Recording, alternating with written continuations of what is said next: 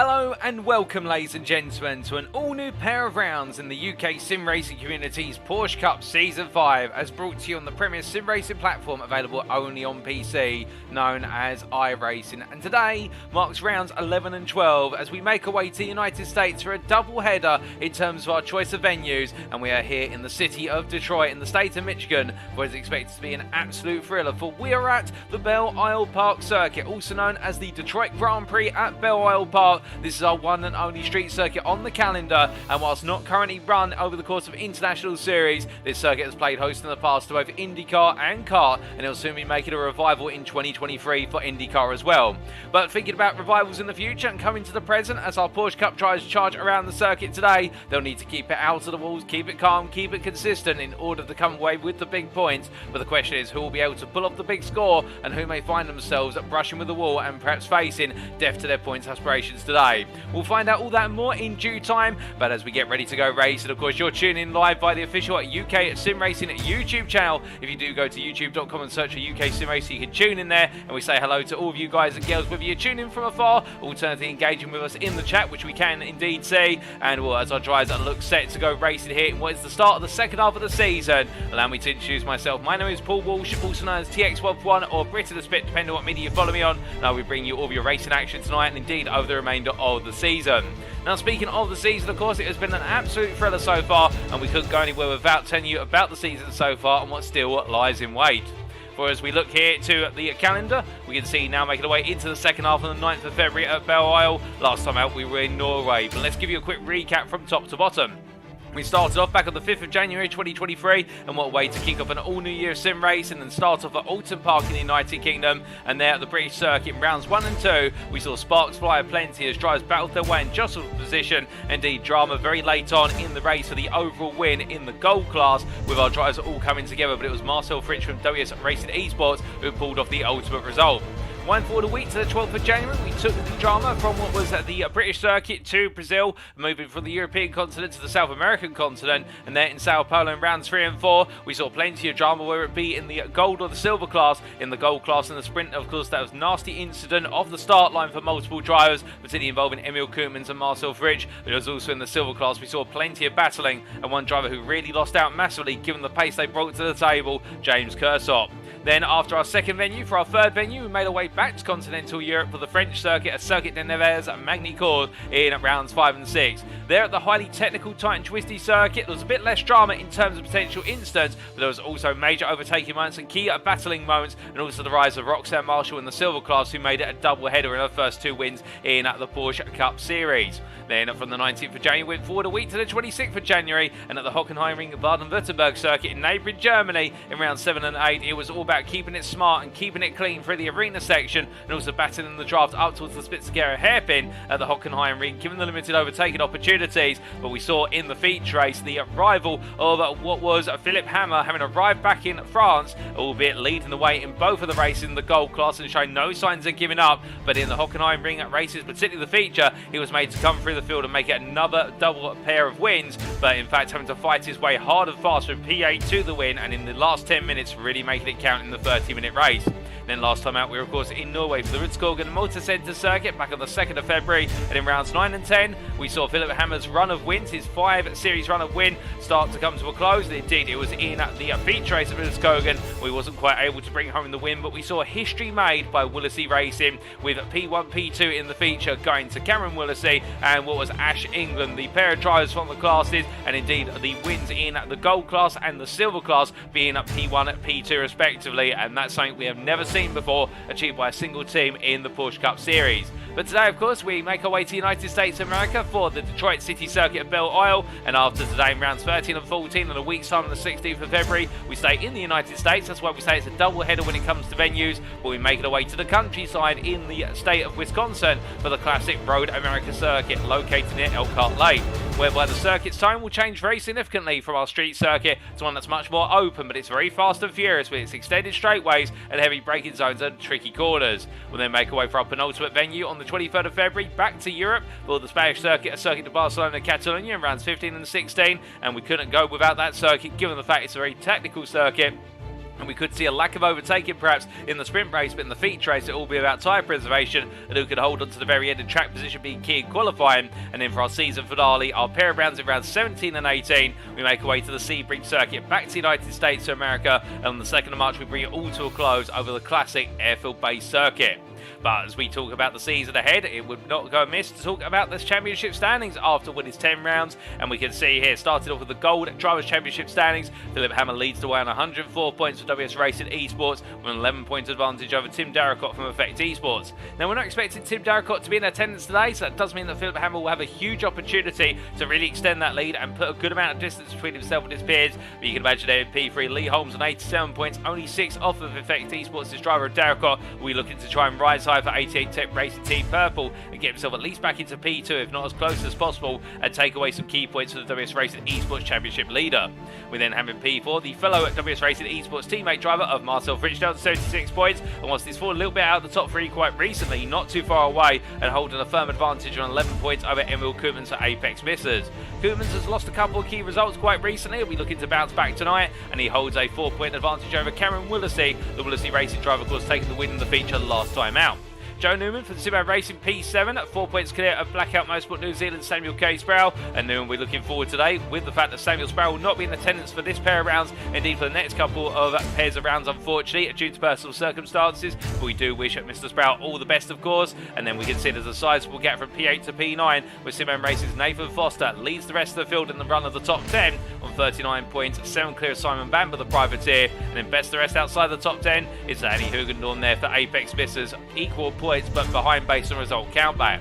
It's in 7 points to Ryan Walker for Satellite Racing, who we saw, of course, put up that brilliant defensive show at the Hockenheim Ring a few rounds ago. And he's ahead of Corey Lazarus from Blackout Motorsport New Zealand, who we haven't seen to take to the circuit recently due to technical issues with the car and steering wheel. We hope he does return towards the end of the season. And he has a 10-point advantage over Nathan Scott from Simam Racing. On 13 points there, has 5 points over Steve Hughes, the privateer. And there's a further point to Dan Blackwell from Simam Racing Academy. And on 0 points is DCW Racing's Andy Jones.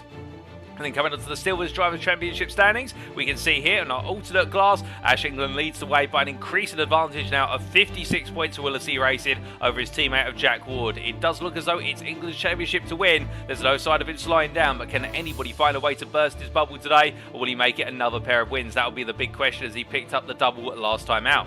Jack Ward, meanwhile, continues to rise with a 2-point advantage over Roxanne Marshall, the 24-hour Punty People driver, not in attendance last time out, and we're not expecting to attend today based on current sign-ups. And then we can see there Craig Shaw a further 7 points behind for 88 Tech Racing Team Cyan, enjoying the battling with his 88 Tech Racing team peers, where it be from Cyan, red or purple. And we can see there the lead driver in the silver class for 88 Tech Racing, 7 points clear of Glenn Humberstone for Team Purple, who only holds 2 points over Shane Pigg of 88 Tech Racing Team Red. The trio enjoying the rivalry between one another, and you can imagine that James Kirst up there further point behind. We're looking to stay in that mix of the privateer outfit, ahead of Alistair Hatchley on 88 Tech Racing Team Cyan 62 points. You can imagine for Hatchley, he'll want to try and get back into the hunt for that top 5 finish, given the fact that he's got his 3 teammates there all contesting and he won't want to feel left out. Matt Maddox of BDM Racing in P9 and 43 points, holds a sizable advantage of 19 points over Ross McFell, the privateer, to complete the top 10. Then we have Ashley Coverdale from Simam Racing Academy, head of Daz Fellows from BDM Racing, and 88 Tech Racing Team Reds Darren Eels completes our silver standings after 10 rounds. Now coming on to the Teams Championship standings, meanwhile, we can see here the complexion at the top of the standings is quite similar in the regard that WS Racing Esports now have a sizable advantage over Willesee Racing there, the advantage extended to 51 points, and with that now they're definitely looking certain to be the favourites to take the championship crown, albeit we've got a long way to go. Meanwhile, Willesee Racing have edged their way to P2 with that great set of results last time out, boding well at Ritskogan, and Simon Racing have leapt up to P3, they're 7 points clear of Apex Missers. Meanwhile, Apex Missers going slightly down in terms of points, they'll need to watch out for 88 Tech Racing Team Purple, only 2 points behind, and the further 4 points off are Effect Esports there, and right now it's the hunt for P4, and then the subsequent hunt to try and get into the top 2, and then go hunting after WS Racing Esports. Meanwhile, in P7, Blackout Motorsport New Zealand, 65 points. We'll not see them further their score today, given the absence of their drivers, but they do hold a 45-point advantage over 24-hour Punty People, with Satellite Racing and 88 Tech Racing Team Cyan completed our top 10 in the Team's Championship. Best of the rest, BDM Racing on 12 points, only ahead of 88 Tech Racing Team Red based on result countback, and it's Simam Racing Academy and DCW Racing who complete the standings. But coming from our standings then, let's come to our circuit for today. And as we mentioned earlier, it's the Detroit Grand Prix at Belle Isle, located on the island within the city of Detroit of Belle Isle. This circuit, located in the state of Michigan in the United States of America, is a thrilling circuit which is absolutely adored for the fact that as a spectator, you'll get to see machinery roar on through the streets of Detroit. But as a driver, it's a very tricky one and a very treacherous one in the fact that this circuit does have multiple road surface changes over the course of the entire 14-corner lap. And as you can see from the circuit map provided to us by iRacing.com, thank you to them as always for the fantastic simulator and also the availability of their circuit maps with those changes in road surface, which comes sometimes between corners or on corner apex. You also have a rather mixed array of corners, and put 2 and 2 together with some extended straightaways as well. This is going to be a circuit that will really keep the heart pumping, and it's all about trying to keep your cool as much as possible. But as our drivers make the way, coming out to the final corner and onto the start-finish straight, they'll charge it into the right and kink at turn 1, where they'll break down a couple of gears and bring the speed on down before making the way out of the right-hander into the left-hander at turn number 2. And look to get on the power as soon as possible and up to full throttle as they charge down the main straight there towards turn number 3. Hard on the brakes to turn 3, they'll come through the right-hand at right-angle corner, before making the way through the combination of turns 4 and 5, the right into left there, which is very tight and technical, and we could expect some one-wide situations develop into two wides. As our drivers come out of turn 5, then they have to brake sharply for turn 6 before they make the way down the back straight up towards turn number 7. Heading into turn 7, back on the brakes once again, a very similar sequence of corners compared to turns 3 through to 5, while drivers will make the way through the right-hander and then into the very tight left-hander at turn 8, and the tightness continues there through turns 8 through to 10, before they make the way out of the hairpin at 11 and charge onto the short stretch up towards 12. As they make the way out of turn number 12, they begin to head up towards the tightest corner in the final sequence of corners of turn number 13, where if they get it right and get back on the power as soon as possible, they'll find themselves carrying a huge amount of speed on the run to turn 1 once again, as they come through the kink of 14 to do it all again as they cross the timing line. Now, to give you a quick reminder of our rules, of course, in qualifying, a lone qualifying format shall be used, whereby all of our drivers will be taken to an isolated instance of the circuit. They won't be seeing their peers out of the circuit, and they'll have 8 minutes to set their best possible lap time. Of course, as soon as we hit the 8 minutes, we conclude the qualifying session and immediately go to the grid for the sprint race. In terms of our races, the races shall commence via a standing start, with the sprint race grid being based on the results of qualifying. Meanwhile, the feature race grid is a partial reverse grid based on the results of the sprint race, with the top 8 positions inverted. So what that means here in normal English is that the winner of the sprint race will be starting in P8 on the feature race grid. Meanwhile, the P8 finisher in the sprint race will be starting on pole for the purposes of the feature, and 9th downwards will be starting where they finished on the grid for the feature based on their position in the sprint. There are no mandatory pit stop requirements expected in either of the races, of course. These are sprints all the way to the end, but we refer to the second race as a feature, given the fact that it's a much longer race, and therefore tyre degradation will be a key factor, and one fast repair is available in each race, and the driver shall receive a drive-through penalty if they accumulate 14 or more instant points. But that's enough about rules, regulations, and everything in between. I know you're all here to hear the roar of German machinery around Detroit, and as we look to our live pictures, let's take you for our schedule for tonight. Times in Greenwich Mean Time, that's GMT, or Universal Coordinated Time at UTC.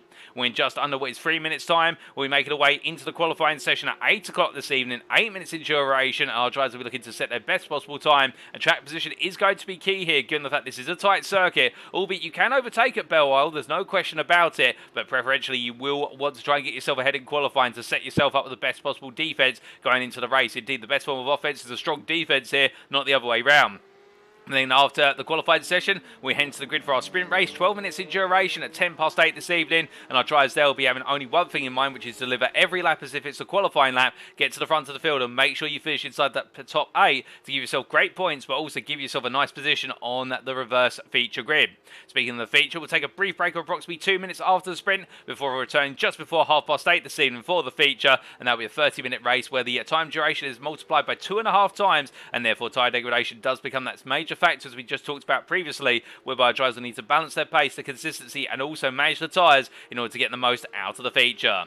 But as we look to our drivers making the way on the round right now, and of course one of the big names out of the circuit currently, and the leading man in the silver class here of Ash England as he comes on through the right-handers there and heads up towards the end of the lap as he comes through turn 13 up towards 14. Well, the Willisey Racing driver looking smooth at the moment. Indeed, the 6th fastest driver out there on circuit at the time. But as he comes on through, of course, practice times are not a true revealer of what the times are available in qualifying, because we have seen time and time again that whilst Philipp Hammer may not be the fastest man in the practice practice session, he's normally right up there, if not on pole straight away in the qualifying session. But right now it does look as though most of our drivers getting themselves mentally prepared, and not too many drivers opting to go out there and put in too many practice laps. And it's quite understandable here, given the fact you have one knock to the wall, even if it's a brush, and that completely dents your confidence for the entirety of the rest of the racing sessions available, given the fact these walls do loom very close. And whilst there is quite a bit of whip to this circuit in the run down to turn 3, for example, for the most part, it's very tight, and with some very high apex curves, you need to be careful and not to hit those curves too sharply, as we see they're going on the round.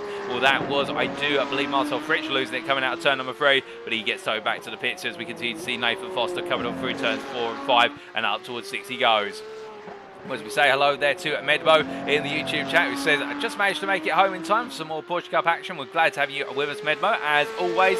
We should point out, ladies and gentlemen, if you are a long-time follower of UKSimRacing, and if you've ever wondered how you could give back to the UKSimRacing community, if you've ever wanted to do so, well, there is quite a simple way to do so, and that is through our affiliates. Because if you're not aware, we at UKSimRacing are affiliated with a number of sim racing and real-world motorsport companies, including Swallow Meadow Sim Racing Coaching and Demon Tweaks. And if you do head to our website, uksimracing.co.uk today, which, as we bring it up on the screen, you'll notice has gone through a major overhaul in terms of its appearance. It's no longer under maintenance. We do have a whole new website design here. Well, we don't have our affiliate page available at the moment compared to our old design. That's still a work in progress, but you can see a link there at the top of the screen, which is to our Discord. And if you do click on that, what will happen is you'll be taken to our Discord. You'll be able to join it automatically, and some of our affiliates do provide discount codes which are available in the UKSimRacing Discord. And eventually, when we do have the affiliate page set up on the website, we'll tell you a little bit more about that and how you can use that in order to be able to make purchases for our affiliates, which result in discounts for you and a kickback to us. And given the fact at UKSimRacing we are a non-profit organisation,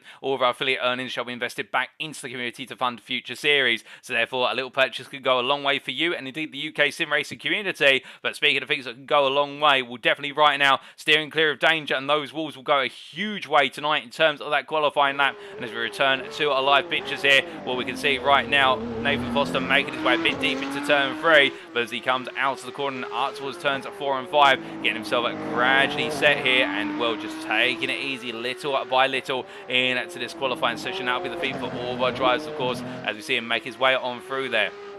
Now, what does it take to have a good qualifying lap at the Detroit circuit? Well, apart from keeping it out of the wall, which is the obvious part, you could argue, the thing about a lap around here is you need tyre temperature as soon as possible. This circuit does get very warm on the asphalt, but also it is one of those situations whereby when you've only got 8 minutes, really, it is your third flying lap that is the ultimate lap around here, where you will have all that tyre temperature, you'll take it off the initial layer of the tyre compound, and also the circuit will come up to a bit of temperature based on the lines you're taking. But as our drivers make their way on around, they'll know they don't exactly have all the time in the world to set up 3 flying laps, and absolutely now just the third lap. So they'll be focusing on keeping it smooth, keeping it consistent, because as we see here, Darren Fellows making his way on down the back straight. One of the things that has to be considered as well is there's a number of road surface changes around here, and with those road surface changes, that will cause the car to bump around and jostle from surface to surface, and with that can unsettle the car. And it's about preparing yourself and stealing the car for what is those road surface changes, which just help you avoid losing any major lap time as you head on around. And whilst it doesn't sound too significant, if the car bounces a little bit, it does mean that you potentially start to hesitate slightly on throttle, and with hesitation it may cost you 1 mile an hour up to the next corner, and that 1 mile an hour could equate in the end to a single tenth. And well, it doesn't sound like much in principle, but if you have 3 or 4 instances of that over the course of an entire lap, that's almost half a second gone in a flash. But as we see Fellows making his way there through the kink of 14, flat out in the roar and throw, he comes across the timeline, and we see Emil Koopmans doing the same here in the Apex Misters driver, heading on towards the lap, and we're going to jump on board here as he takes us around for a flying lap of the Belle Isle Park circuit. Breaking his way into turn 1 immediately, then coming down from 5th gear to 3rd gear down at 81 miles an hour as he brings it between the 2 apexes, 1 and 2, connects them in a straight line, and powers out of 2 up through the gearbox already, and down towards turn 3 he goes, onto the brakes here very shortly, and it's quite a short run up towards 5th gear at the moment. He go into 6th? No, he does not. He brakes at the 400-yard ball, coming all the way down to 2nd gear, takes a little bit of apex curve, powers out up towards turn 4. Short run into the right hand here, needs to just clip the apex curve, nothing more than that in 3rd gear, as he comes over to the right hand side here to brake into turn number 5, the left hander, very tight, very late apex, and it's a deceptive curve there, clips it slightly, but it doesn't send the car too wide as he comes into turn 6. Want to be as tight as possible to that apex wall. No runoff area there, no exit curb in either. It's all the wall or nothing, and as he makes his way now down the back straight, powering up through the gearbox once again in 5th gear currently, and getting ready to break his way down into the arena section here of turn number 7 as he comes on through the right-hander. Now into turn number 8, onto the brakes here, and you see just how tight it is now as he comes out of 8 into 9. The left-hander here, which sets up the run to turn 10. Onto the brakes for turn 10 now in 3rd gear, holding the gear into 11, down to 2nd gear, down to 1st gear as he powers out the slowest corner on the circuit, turn 11. Getting ready now for the right-hander at turn number 12. Looks at his brake marker there, and it'll be just dropping down to 3rd gear. A slight brake down to 3rd, through the corner. Now into turn 13, lift off the throttle, roll the car out, get on the throttle immediately as you clear the corner apex. And that's a flat-out run through the kick of 14 and up towards the start-finish line, timing line as he crosses the line. It's a smooth lap there from Koopmans, albeit I think you'll feel as though there's a bit more he could have done, but it's P3 with a 131.848 so far. But immediately we see there, Hookendorn goes faster, but as he makes his way on down towards turn number 3 once again, well, we do clear the dashboard there. And thank you to Emil Koopmans for a fantastic lap, a great reference lap as always here, and we'll all drivers absolutely pushing it to the utmost. But we're already halfway into this qualifying session, and as we do look to Philipp Hammer, he has set the provisional pole time so far of a 30.944. And can Hammer go even faster? That'll be the challenge that he's confronted with, given the fact that we have typically seen Hammer to be the man to beat every time in the qualifying session. Although we say that Cameron Willesee, with his first lap on the board, only a 10th off of Hammer, and Jack Ward P2 there on a 30.990. Well, we would imagine that Hammer's going to go even faster, and in fact right now he's got purple in sectors 1, 2, 3 and 4, and as he comes up towards the final subsect here to complete it, I think this is going to be an even faster lap in the 30s, probably a low 30s. He comes to the timing line, crosses over, 30.944 is the one to beat, and it's going to be a 29.934, shaving an entire second of his original pole lap. And right now Hammer has raised that bar so high, I think nobody's going to be able to jump that high in order to match it. But again, we'll have to wait and see. We do have a few laps yet to come in, including one from Shane Piggott, who's now got P8 there on his first qualifying lap of 32.177. And for Piggott, that is the second lap he's turned as a qualifying lap, albeit the first one that's been valid. But we see Darren Fellows improves there to 33.687. Elmore Koopmans jumps back up to P3 on a 31.022. But meanwhile, Steve Hughes, Nathan Foster and Glenn Humberstone have all yet to get a time on the board. As Hughes comes to the timeline here, is he able to improve this time around and get a valid lap in? Well, it would seem as though it's not a valid lap. He's only going to have one more opportunity at this, given the fact there's no overtime in qualifying. When we see the clock strike 8 minutes, the session is immediately over. But as he makes his way down towards turn number 3, just a little bit of a figure on the weather here. You can see on the right hand side of your screen, we do have an ambient temperature of what is 22 degrees centigrade and quite a high track temperature of 29 degrees centigrade with cloud over the circuit. So track temperature is not going to come up too aggressively in this qualifying session and going into the sprint race. But you can imagine here, with a relatively warm track temperature, our drivers will be wary of the fact that they'll need to manage those tyres over the longer stint duration in terms of when they do go into that feature race. But as we do hide the weather once again here, some more times coming on through and nobody left to hide in terms of lap times, as everybody now really on the gosh, all the bubble with regards to it, needing to get that time on the board, including Nathan Foster and Glenn Humberstone, as we see Humberstone making his way down towards turn number, what is there?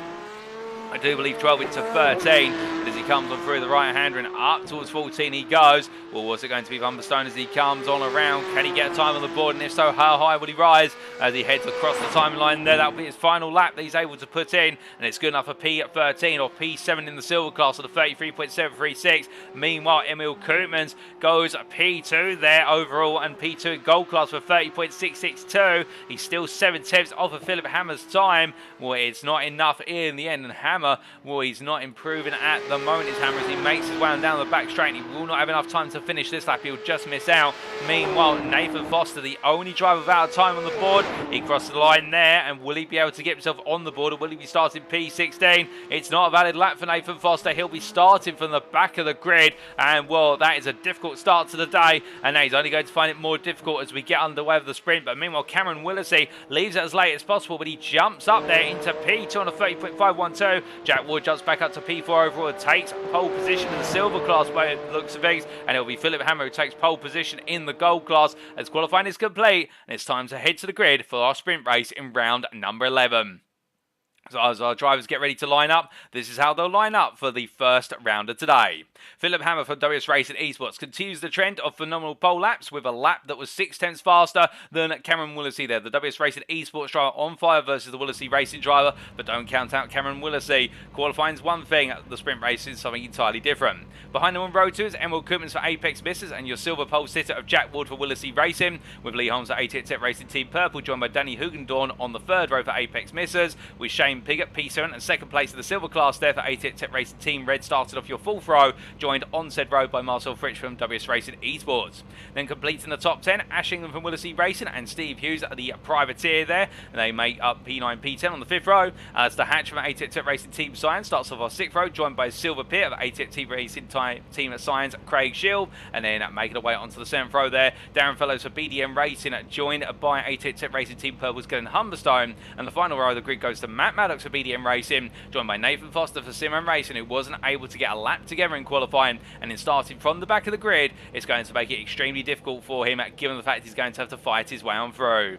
But as we can see here, it's a bit bric-a-brac right now with regards to our drivers that line up. Indeed, everybody, I think, just taking another look over their setups, given the fact they do have 2 minutes before they are forced to take to the grid, or they have to start from the pit lane. Well, they will be very shortly getting the 30-second countdown, and with that, what do you go for here in terms of setup? Well, I think you have to go with a car that is as stable as possible. You need a car that you can keep calm and collected, albeit in the sprint you want a car that's aggressive, but at the same time as well, it only takes one moment with the wall and it all ends in tears. And speaking of ending in tears, well, for Nathan Foster, he won't want it to end in tears. He wants to end in success by making his way through the grid, but the grid is set. It's now time for the lights. 1 red light, 2 red lights, 3 red lights, 4 red lights, 5 red lights.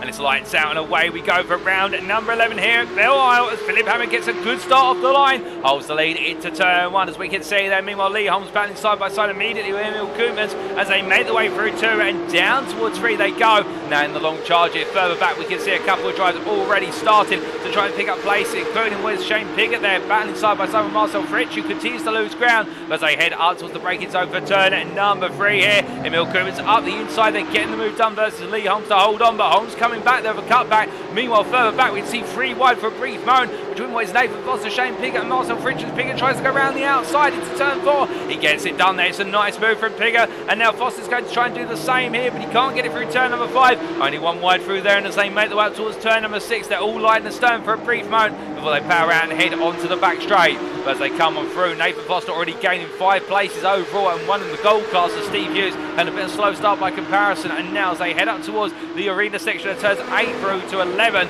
you can imagine all our drivers will be starting to really think about what can they do here in this race in terms of gaining time, but a bit of drama there. It is Jack Ward who's into the tyre barrier at turn number 7. He's got it wrong under braking, and will with it. He's had a bit of a crumple into the tyre barrier, but I wonder whether that might have been a bit of contact that led to that, or whether it was just a lock-up on cold brakes. Well, either way, the racing continues, and as we see Philipp Hammer here making his way through turn number 13, already holding a 9/10 advantage. He heads up towards turn number 14 here to complete lap 1 of what will be quite a few laps in the sprint. So after 1 lap, it is Hammer ahead of Willesee, followed by Koopmans in P3. Then we have Lee Holmes P4, followed by Hugendorn in P5 as they head into turn number 1. The Apex Business drivers both trying to make ground now versus Koopmans as they come on through. In fact, versus Holmes, we should say, as they make their way down towards turn 3. Meanwhile, silver leader in P6, it's Ash England, followed up by Hatcher P7. Then Piggott P8, followed by Darren Fellows in at P9 as the BDM Racing driver here with a bit of damage on the front of the car. And I wonder if that damage has perhaps been the result of some contact with another driver. And then top 10, P10 is Matt Maddox there, who completes the run of the top 5 as well in the silver class. Best of the rest behind him, Jack Ward, after that mistake or that incident into turn number 7. We've got multiple drivers into the pits, not Craig Schill, but we've got Glenn Humberstone, Steve Hughes, Nathan Foster and Marcel Fritsch. So 4 drivers all wearing a difficult start to today, but we're not exactly sure why they've had this difficulty. We will try and find out very shortly, but what we can find out for you immediately is what exactly happened to Jack Ward coming up to this corner at turn 7, only a lap ago.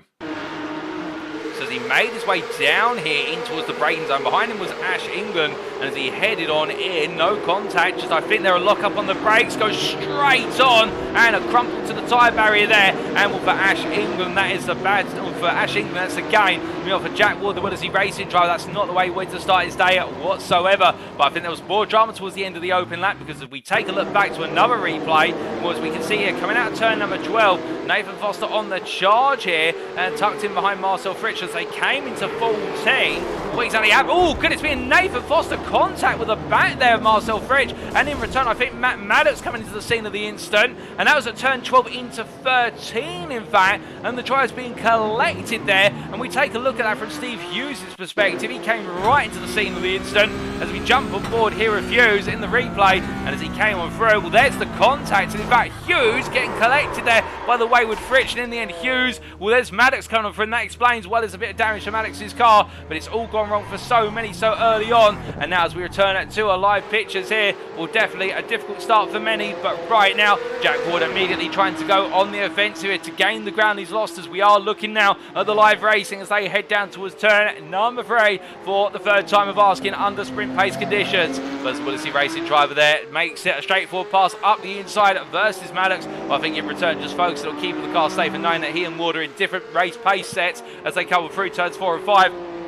Wood's next target will be Darren Fellows, who is 5 seconds up the road, but he's closing fast, already bringing it down to 4.4 seconds over the course of the last 4 corners. But as he makes his way down the back straight, meanwhile we look here from our P5 silver driver to our P3 overall and gold driver of Emil Koopmans, as the Apex Business driver here has building pressure from Lee Holmes behind as he heads into the next right hand here of what is turn number 12. But as he comes on through and makes his way up towards 14, we bring the battle box up in the bottom right hand corner of your screen so you can keep track of the battle as it unfolds.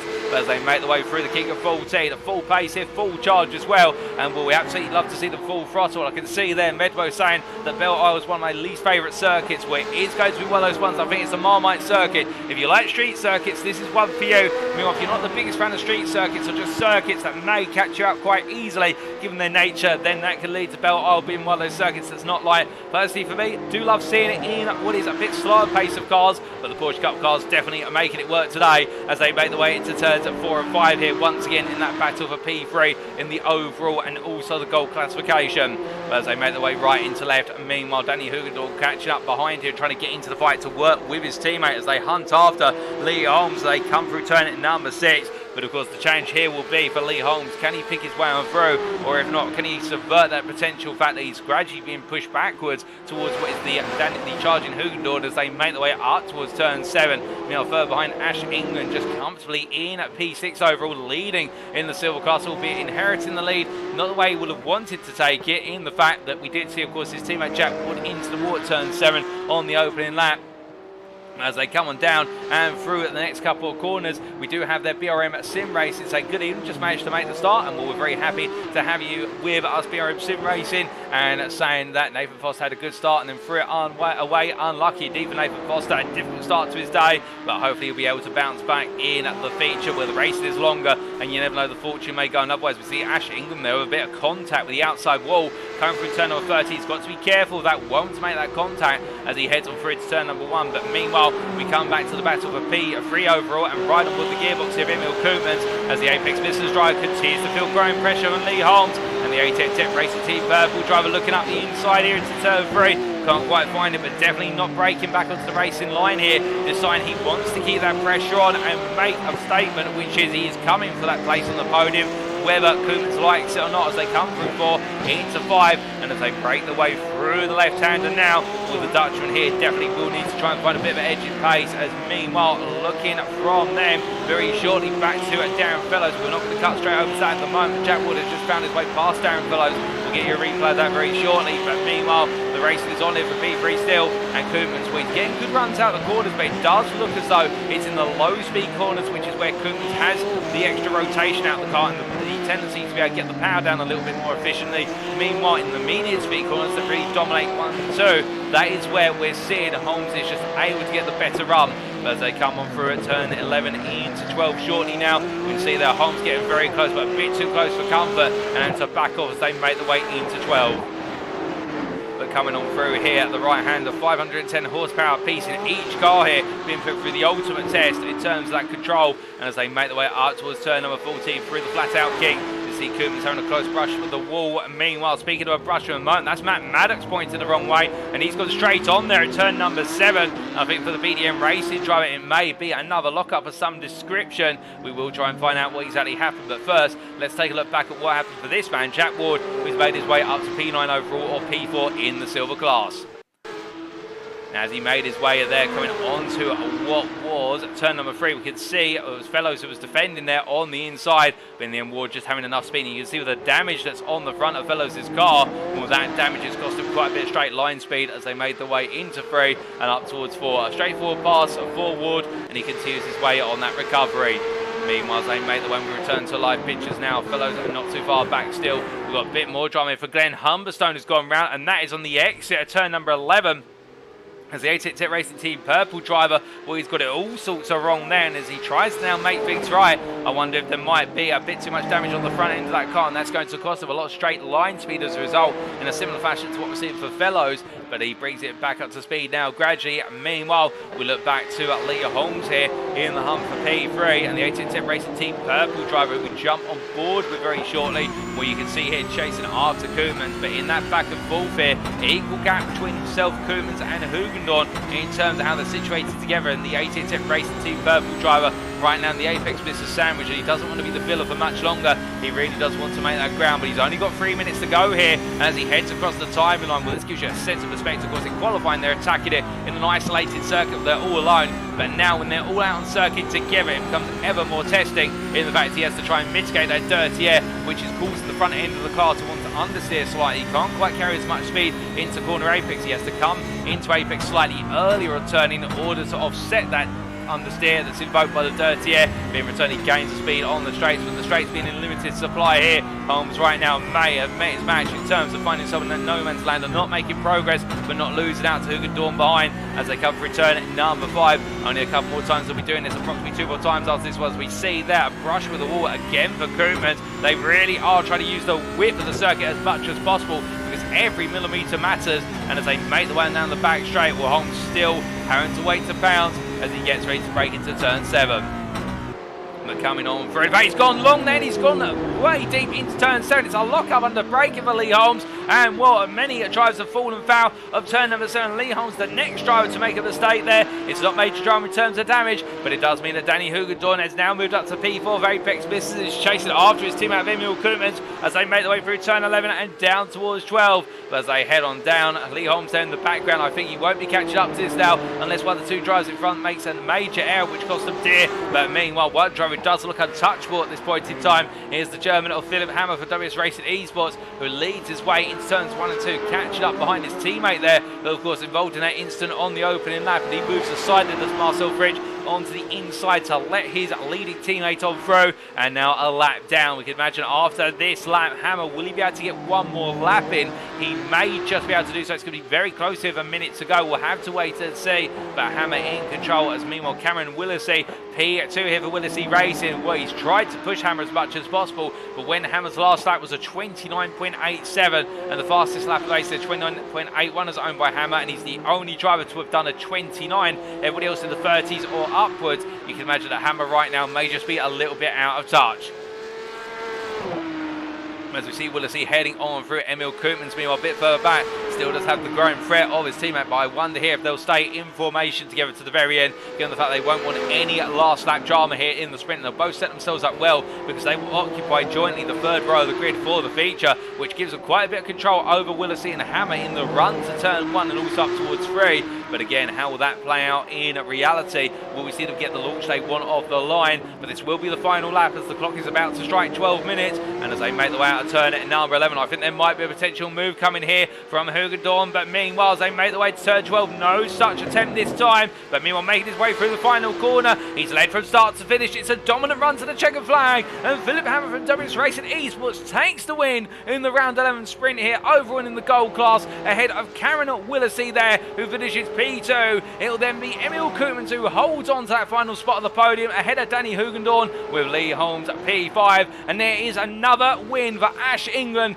in the silver class there for Willesee Racing, making it another win in the run. Now 3 wins on the bounce as the Briton brings it home P6 overall, ahead of Alistair Hatch, who comes on home P7 in the end for 88 Racing Team Cyan. And then it is Jack Ward who just creeps ahead of Shane Piggott at the line and takes P8 for Willesee Racing. He'll be at reverse grid pole. Shane Piggott P9, Darren Fellows in P10 there as he comes on through to complete the overall top 10, and P5 in the silver class ahead of Craig Craig Shield, who makes his way through the final corner for Team Sign of ATEC Racing, and not to be his race to begin with, but he could always have a better result in the feature, and it'll be Matt Maddox who comes on through to complete the run to a P12 finish there for BDM Racing ahead of Glenn Humberstone, who will be just finishing ahead of Steve Hughes by looks of things. We can tell you that Marcel Fritsch has already finished his race, P15, a lap down, and Nathan Foster has retired from the race. It's just these two to come to the line, but Glenn Humberstone being chased here by Hughes, but he does have enough space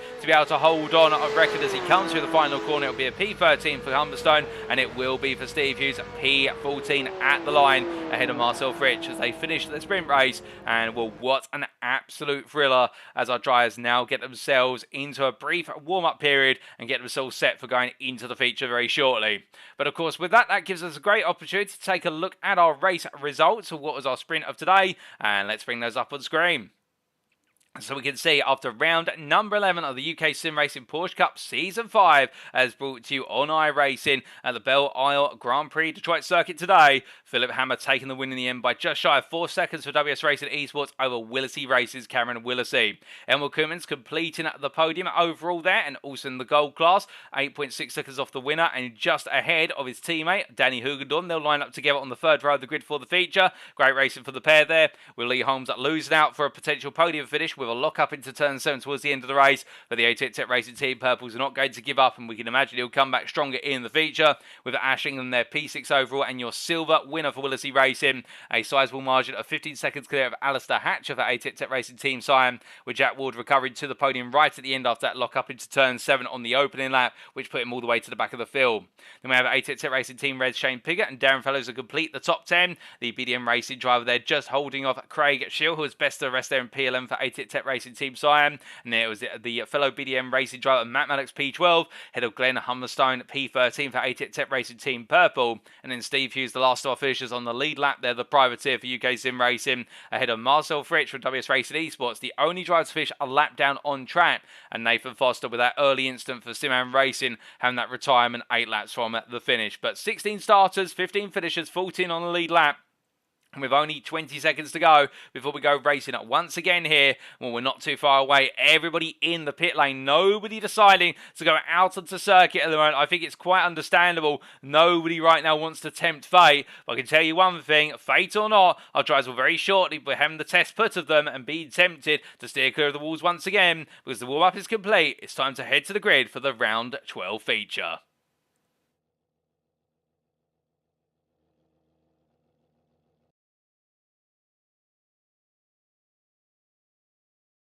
So as our drivers take to the grid once again, this is how they line up for the 30-minute feature at Belle Isle.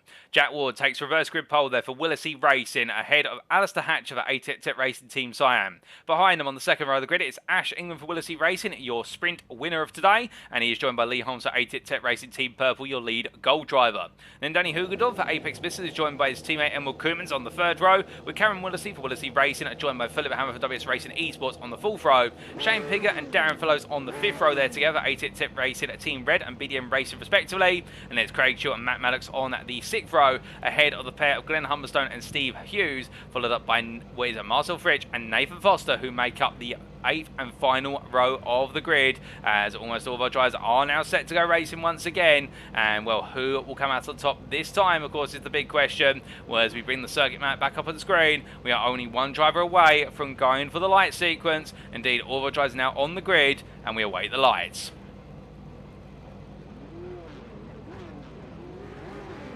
One red light, two red lights, three red lights, four red lights, five red lights. And it's lights out, and away we go for the second time today in the round 12 feature. And one driver going very slowly off the line, and that's Cameron Willesee, who almost stalled to a halt there as he makes his way into turn number 1. But the damage is done already, and Ash England as well, with a very slow starting into the wall there. I think there's a bit more than that with regards to drama, but with all that, it's a complete subversion of expectations. And with England being towed to the pits, already Alistair Hatcher under pressure from Lee Holmes and the gold driver. Well, the two ATEC Racing drivers are not going to impede one another, but the story continues a bit further back. Here's Cameron Willesee, holds off Philipp Hammer for now, but both drivers there with a gradual start, and with that. Now gaining some places back in return, but not the way either of them wanted to start. As further back, Danny Hugendorn also a very slow start as he makes his way through turn 5 and into 6. We see a bit of a brush with the wall there for the driver in front of Shane Piggott as they come out the corner. But meanwhile, as Shane Piggott under pressure here from Hugendorn as they go side by side in the run up towards turn number 7. And it's going to be Piggott who's on the outside here. He'll have the racing line, but he will also have his cold tyres at the braking zone. It's unrelenting, and as he loses the position there to Hugendorn, he's not going to be too fussed about that, given it's a change of his overall position, not class position. Meanwhile, Philipp Hammer has already made his way past Emil Koopmans as they come through the arena section, head down towards turn number 11.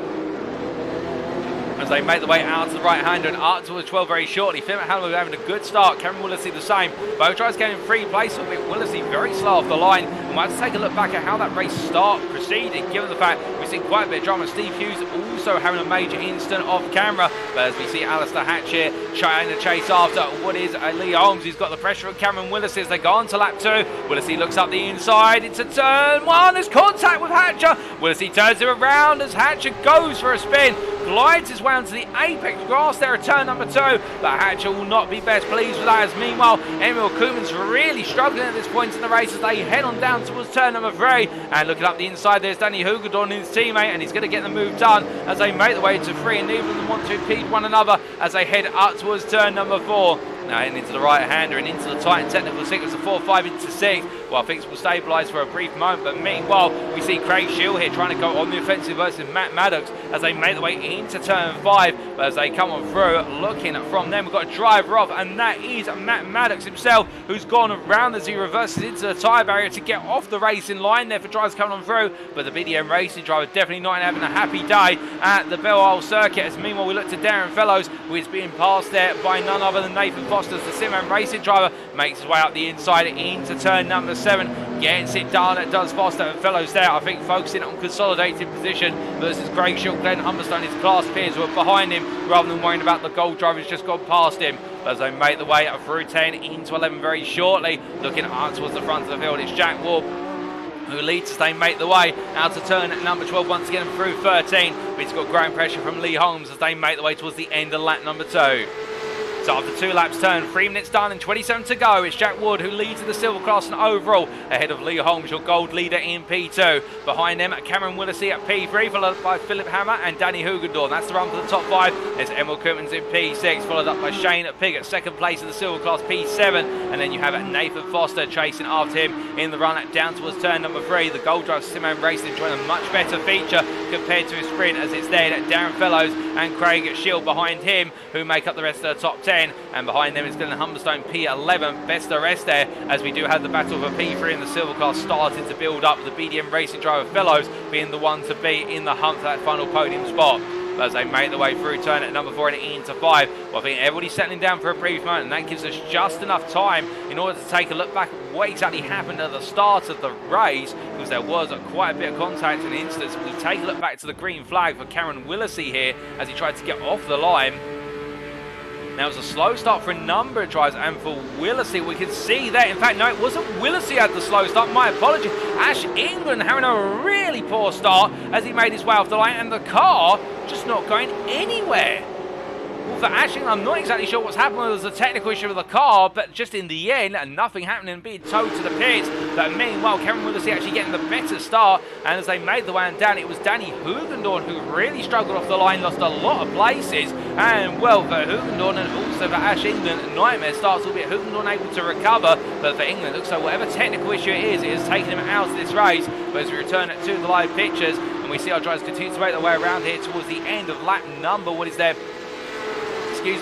lap number 3, and on to lap 4. We do have some other moments to talk about, including what happened to Steve Hughes on the opening lap. Well, this was in the run for Steve Hughes, coming through turn number 10 into 11, and as he made his way through the right-hander, the rear of the car just unsettled down. The road surface changed with a bump in the road, and the UKSimRacing Porsche going completely around, and that was a disastrous moment for Hughes, there's no doubt about it. With that damage, he's most likely had to come into the pits, always he's driving around with a heavily wounded car. But as we return to our live pictures now, we also had the spin for Matt Maddox, and since then we've also had Alistair Hatch involved in a bit of an incident, and Marcel Fritsch as well. Well, anymore as Hatcher makes his way on through turns 1 and 2. A lot of damage to the car, going quite slowly as we take a look back at what exactly happened to the ATEC Tech Racing Team Cyan driver. Well, this was in the run down towards turn at number 7. And I think he's going to go straight on here with a lockup. Indeed he does. Brings the car in, and as he tries to do it, he's got to get it spun around. But after that, it's been a brush with the wall at some point. But we must return to live pitches now, ladies and gentlemen, because Hatcher, despite the damage he's picked up somewhere on circuit, we have got battles building at the front of the field. And here is your race leader of Jack Ward from Willesee Racing, that holds a 1 second advantage over Lee Holmes. But meanwhile, for Holmes, he's got to worry about the fact that behind him he's got Cameron Willesee, who's getting closer and closer. Well, Holmes in the sprint, of course, losing out in the hunt for a podium position, finishing P5 in the end, with an unfortunate lockup into turn number 7. But now he won't be wanting any more lockups here. He'll just be wanting to keep it straight, clean and narrow, in the fact that he does have Cameron Willesee behind. If he gives any whip to the course, then Willesee is going to find it very quickly and find a move for position. But as they come through turn at number 3 in this long sequence of drivers, Philipp Hammer staying close there and on the offensive as we jump aboard here with the WS Racing Esports driver as he comes through turn number 4. Making it his way into 5. We see a brush of the wall there for Cameron Willesee as they make the way on down into turn number 6. Well, the challenge for Hammer is just how quickly can he make his way past these drivers if he can, given the fact he has got the fastest pace of everybody around him. We saw that in qualifying, we saw it in the sprint, but in the feature you do have to manage the car. But also that's why we do have the partial reverse grid, so our race winners have to fight the waves to make it a double potential win as Hammer comes on through at turn number 7 there. Into 8 and 9 he goes, and as he comes on through the very tight sequence here, no real move for anyone. It all becomes a bit of a stalemate, and it's all about the run out of 11, which sets up the next potential offensive as they come down into the right-hander. But you see how Hammer just staying half a second back, keeping close to Willesee, and I think waiting for that opportunity to rise, but it'll be in the first half of lap where he can really make it count in the run from turn 1 all the way up to 7. After that, he just got to wait until the next lap. But coming through and up towards turn number 1 he goes once again. They make the way in quick succession. You can see that Danny Hoogendoorn is gradually being dropped by comparison here in P5. Not quite on the pace as Hammer goes fastest of everybody with a 30.437. Cameron Willesee only a 10th off that on a 30.586. And as they make the way underneath the gantry there and down towards turn number 3, beautiful camera angle gives you a sense of speed. Meanwhile, further back, Craig Schilt looking to go on the offensive versus Darren Fellows for P3 in the silver class and P9 overall. Can't find it this time as he comes up through the left-hander at turn number 2. You can see that Glenn Humberstone, Marcel Fritsch, and also what is it, Steve Hughes all close it up here as they all try to get themselves set for a potential move. But who's going to be the first one to pounce, and can they do it at the right time? As Fritsch thinks about it there versus Humberstone, but he decides not to in the end. Again, how late it would be on the brakes to try and get it done. But as they come through 3 and into 4, they stay as they are for now. Meanwhile, Lee Holmes under pressure here from Cameron Willesee. Willesee on the inside into turn number 7. Holmes here, he's not really got too much of a defence he can offer other than trying to hold it around the outside. And as they come through turn 7 into 8, as they yield the position for now, and it'll be Hammer who now next looks to try and make the move on through. And you see Hoogendoorn clustering up behind as they make the way into turn number 9 and 10. Now carry through 10 into 11, we jump on board and look back from the gearbox here of Lee Holmes as he comes out to the right-hander and up towards turn 12. But Hammer at the moment 3 attempts to close it. But the problem for Hammer is, like we said on the previous lap when we rode on board with him, he can get this close, but it's only in the first half of the lap before turn 7 where he can make the move and potentially stick. But this way it seems to be where Lee Holmes has got a little bit of an edge or the ability to match up as they make the way through 14 to the into 1 once more onto what is their 7th lap under feature race conditions. And as they come through 1 into 2, well, Hammer definitely really trying to up the tempo here. Very close to quarter exit 2. Will he look for the move around the outside, or will he pin to the inside here and try and force Lee Holmes to have to back off? When in the end, Holmes is going to defend, slightly off centre on the outside front of the road. But as they come into turn 3, Holmes definitely feeling that pressure, and already the gap to Cameron Willesee now to 9 tenths. They head their way up towards turn number 4.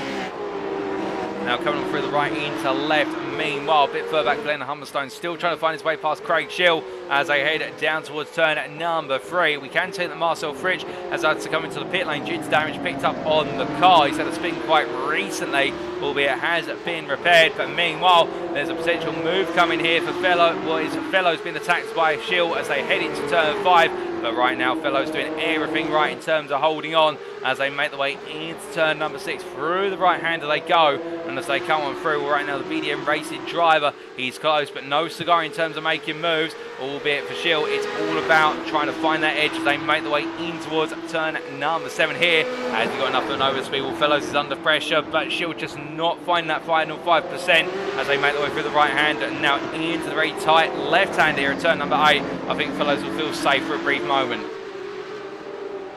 But as they come out of the arena section shortly, of course, how long will that safety last?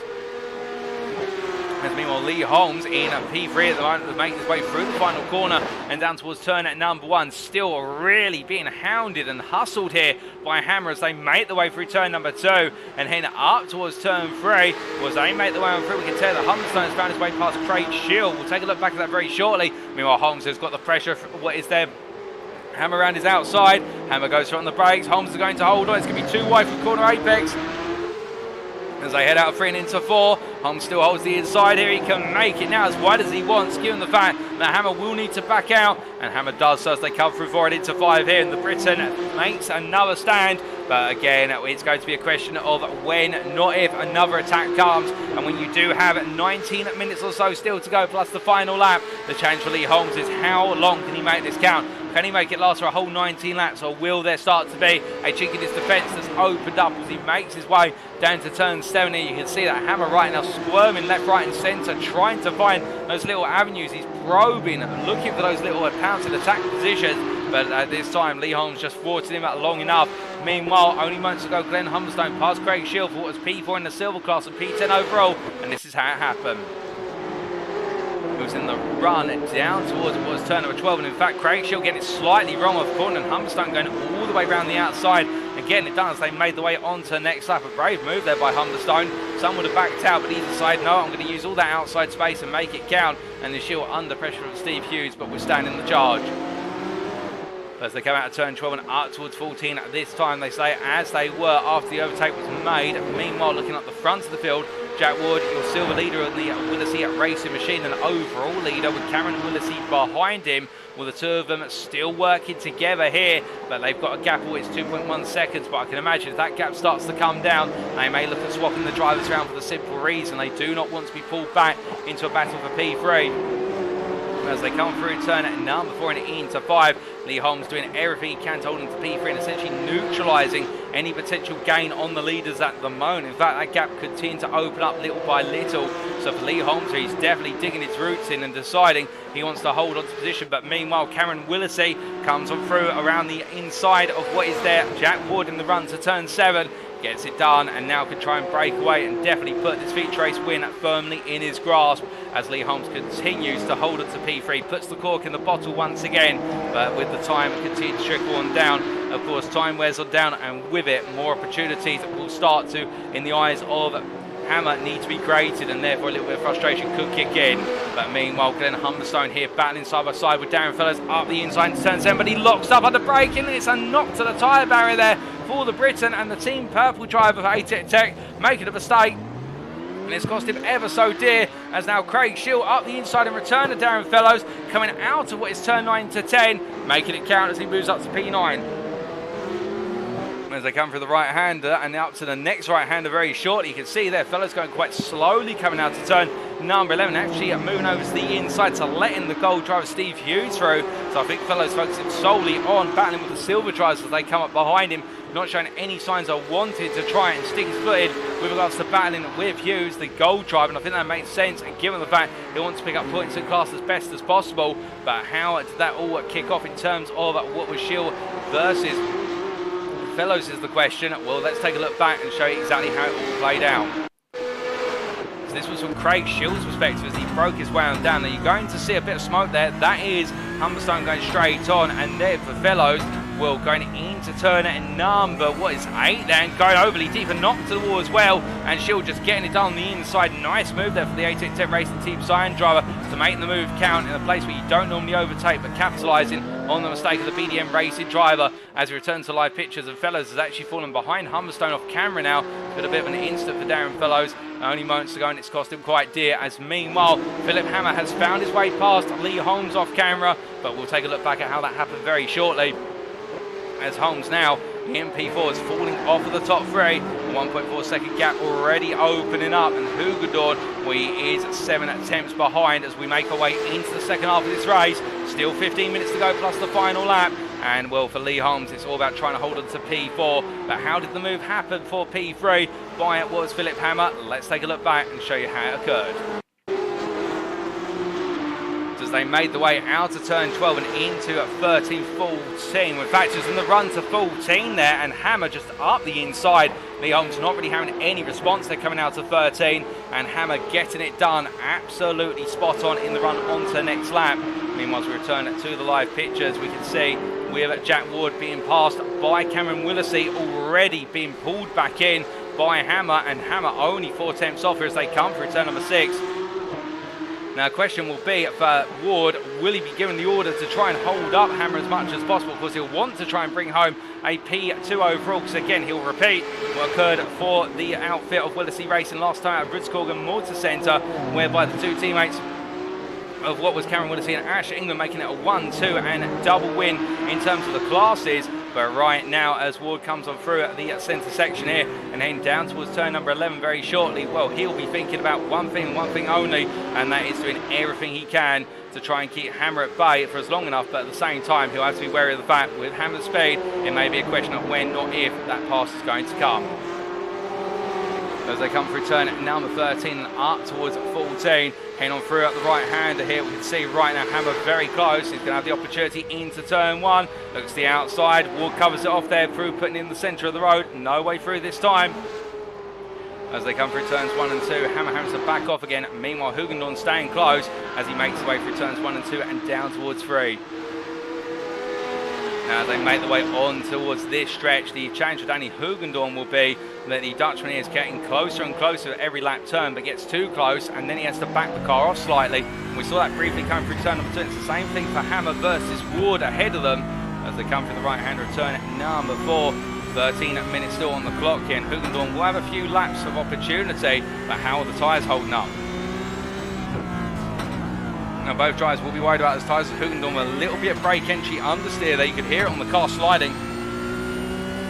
And as they make the way down towards turn number 7, well, the Dutchman here for Apex misses, falling back there with that moment at turn number 6. And to really listen for it, to hear it on the tyres rather than it being something visual. But Hoogendoorn definitely, in pushing on as much as possible here, is now starting to, I think, overheat the tyres slightly. He may want to back off a little bit as a slightly errant line then to turn 9, a bit too tight in Apex, and you can see how much it's closed him up, but he goes very deep, and he just about misses the wall there and misses Holmes as well. But that's the exact point we're trying to make in terms of pushing so hard, and in the end he's being called out as he drops to a whole 2 seconds back off of Lee Holmes. Meanwhile, speaking of Philipp Hammer, we're about to mention the name of, still close behind Jack Ward. 1.5 tenths they cross the timeline, going on to another lap, but still cannot find his way on through as they head into turns 1 and 2. But he's got the run here now, surely in the run down towards turn number 3, gets it all hooked up. But you can see there just how Ward seems to have so much run off of turn 2. I think that Ward's car may be geared for straight line speed. As they come into the right-hander, Hammer's got it all in the corners. He's got the exits as well, but he just does not have that final 5% of top end that gives him the chance to make the run into the next heavy braking zone. And with Holmes there 2.6 seconds back, not closing up right now, it does look as though Holmes may be just focusing on that P3 in the gold class and P4 overall, with Hammer trying to get the move on here to ascend a little bit further in the overall finishing positions. But of course, Cameron Willesee 2.7 seconds up the road, and if Hammer is able to get through, I think that gap will come down extremely quickly, given the pace that Hammer is demonstrating when he's in clear air, taking entire seconds, if not at least half a second out of his peers.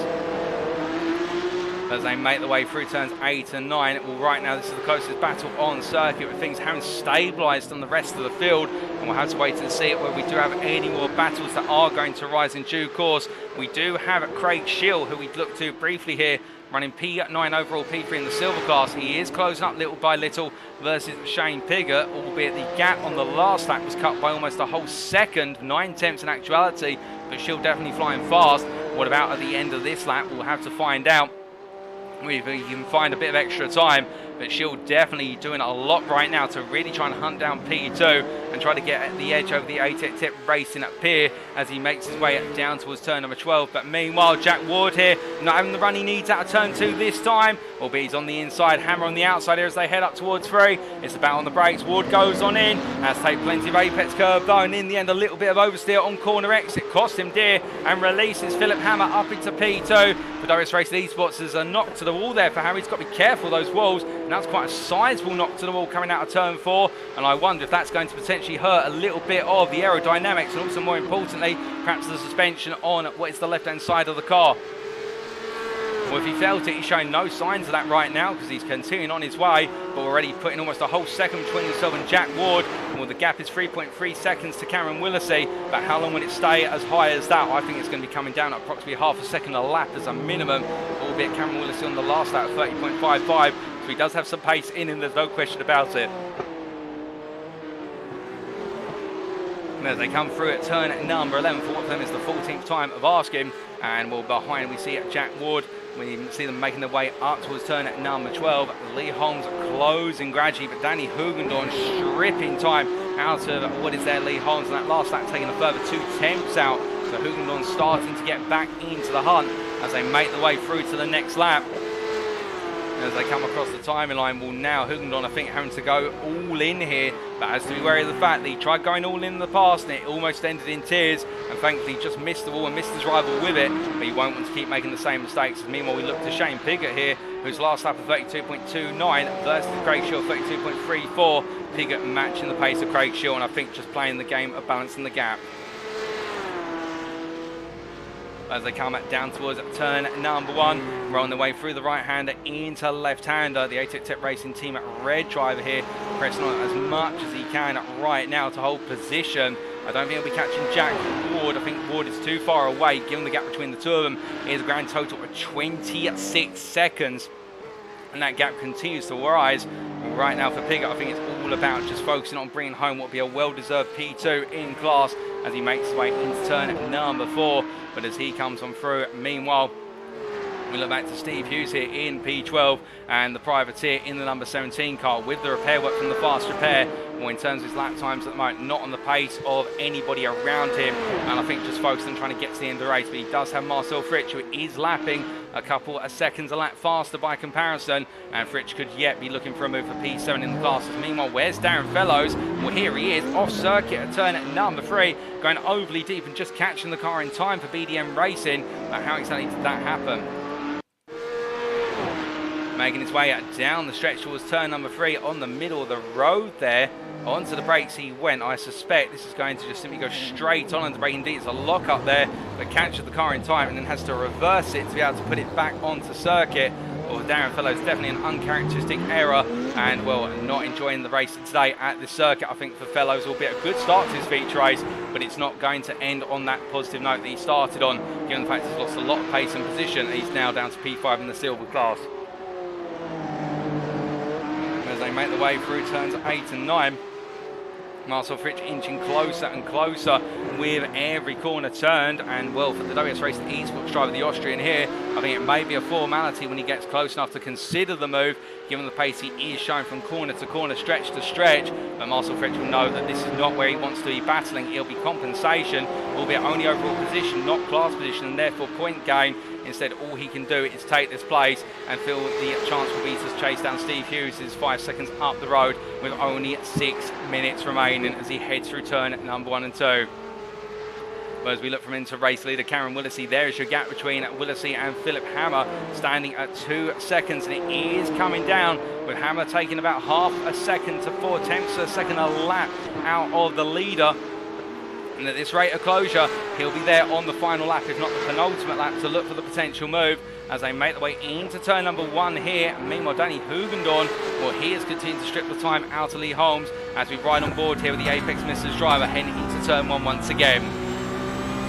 Now Lee Holmes getting a really bad run through 1, having to reset the car into 2, and I think for Holmes here, that is the sign of a first mistake from Holmes in this race as they make their way down towards turn number 3, and Hugendorn here close, but I think he just needs to keep the pressure on, really just needs to squeeze in terms of keeping Holmes honest here as they make their way out of 3 and into 4.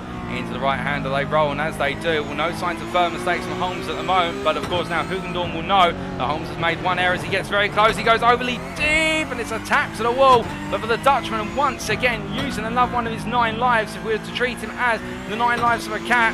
And as he makes his way out of turn number 6, that was very close to fatal in terms of his racing aspirations here today. As he makes his way down the back stretch, where the gap opens up once again to 1.1 seconds. Well, for all the small mistakes that Lee Holmes may have, Hoogendoorn needs to iron out these pretty major ones at the moment if he wants to have that shot at P3 on the podium in the gold class come the very end of this race. There's a bit of snap oversteer there coming out of turn number 8, goes to show. I think for Hoogendoorn, he's pushed the car hard. The rear tyres aren't offering the grip he so desires. The front tyres aren't offering the potential of braking and turning that he so desires. And when 2 and 2 goes together, now it is ready for him. He's having to try and get everything he can out of the car. But meanwhile, looking back to Marcel Fritsch up the inside here. Oh, but what is Steve Hughes? And as they make the way out of 3 into 4, gets it done nicely there. And the driver, we'll note Steve Hughes, my apologies, that's Darren Fellows. And as they make the way out of turn number 4 into 5, Fritsch gains overall position for P12. 9 now. Steve Hughes is 7 seconds up the road, almost 8 seconds up the road. And Fritsch will be targeting an actual class position for P7 shortly, currently P8 in the gold class.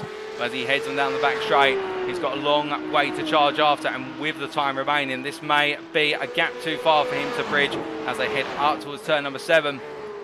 Meanwhile, speaking of gaps coming down, not rate of knots, well, Karen and Willesee is still holding the lead, albeit by 1.5 seconds this time as they make the way onto the back straight versus Philipp Hammer, and Hammer still continue to bring that gap down little by little as they come past the stationary camera. Beautiful camera there to give you the sense of speed of our drivers as they head on through into turns 7, 8, 9 and 10. But where is Hammer gaining? That is the question that many of you may be asking at the moment in terms of his relative lap times, whereas we do try to bring the lap time statistic up on the board here. And in fact, I may just give an idea. There you go to see where Hammer right now in terms of where he's gaining. Well, he's gained over the course of lap by a variety of margins, but we can't bring up the individual sectors. In fact, I think we can bring up the sectors for you, and here you go, albeit the sectors unfortunately looking back to Ward's car by comparison, but Hammer there on the previous lap, purple in sector 1, and in sector 2 and sector 3 extremely fast. He comes across the timeline, and every single time attacking with lap after lap, and not showing any signs of giving in as he makes his way down towards turn number 3 at the moment. And as he comes on down, I think for Hammer, the main sector where he is gaining the time is in turns 1 and 2 in subsector 1, and also in what is subsectors 4 and 5. He's just finding that edge. Subsectors 2 and 3, so the run through turn 3 through to 7, that does look to be a bit of an equilibrium spot between Willesee and Hammer, but it's at the very start of the lap and the very end of the lap where Hammer is finding that time, albeit 1.3 seconds off. Didn't gain as much that previous lap, only gaining what was 3 tenths. And well, at this rate, with this being effectively the penultimate lap they're currently on, they'll have one more lap. That means they'll turn 20 laps here in the feature at Belle Isle in Detroit. Well, Hammer now really does need to find some one-lap magic on that final lap, as otherwise this race is going the way of Cameron and Willesee when it's all said and done.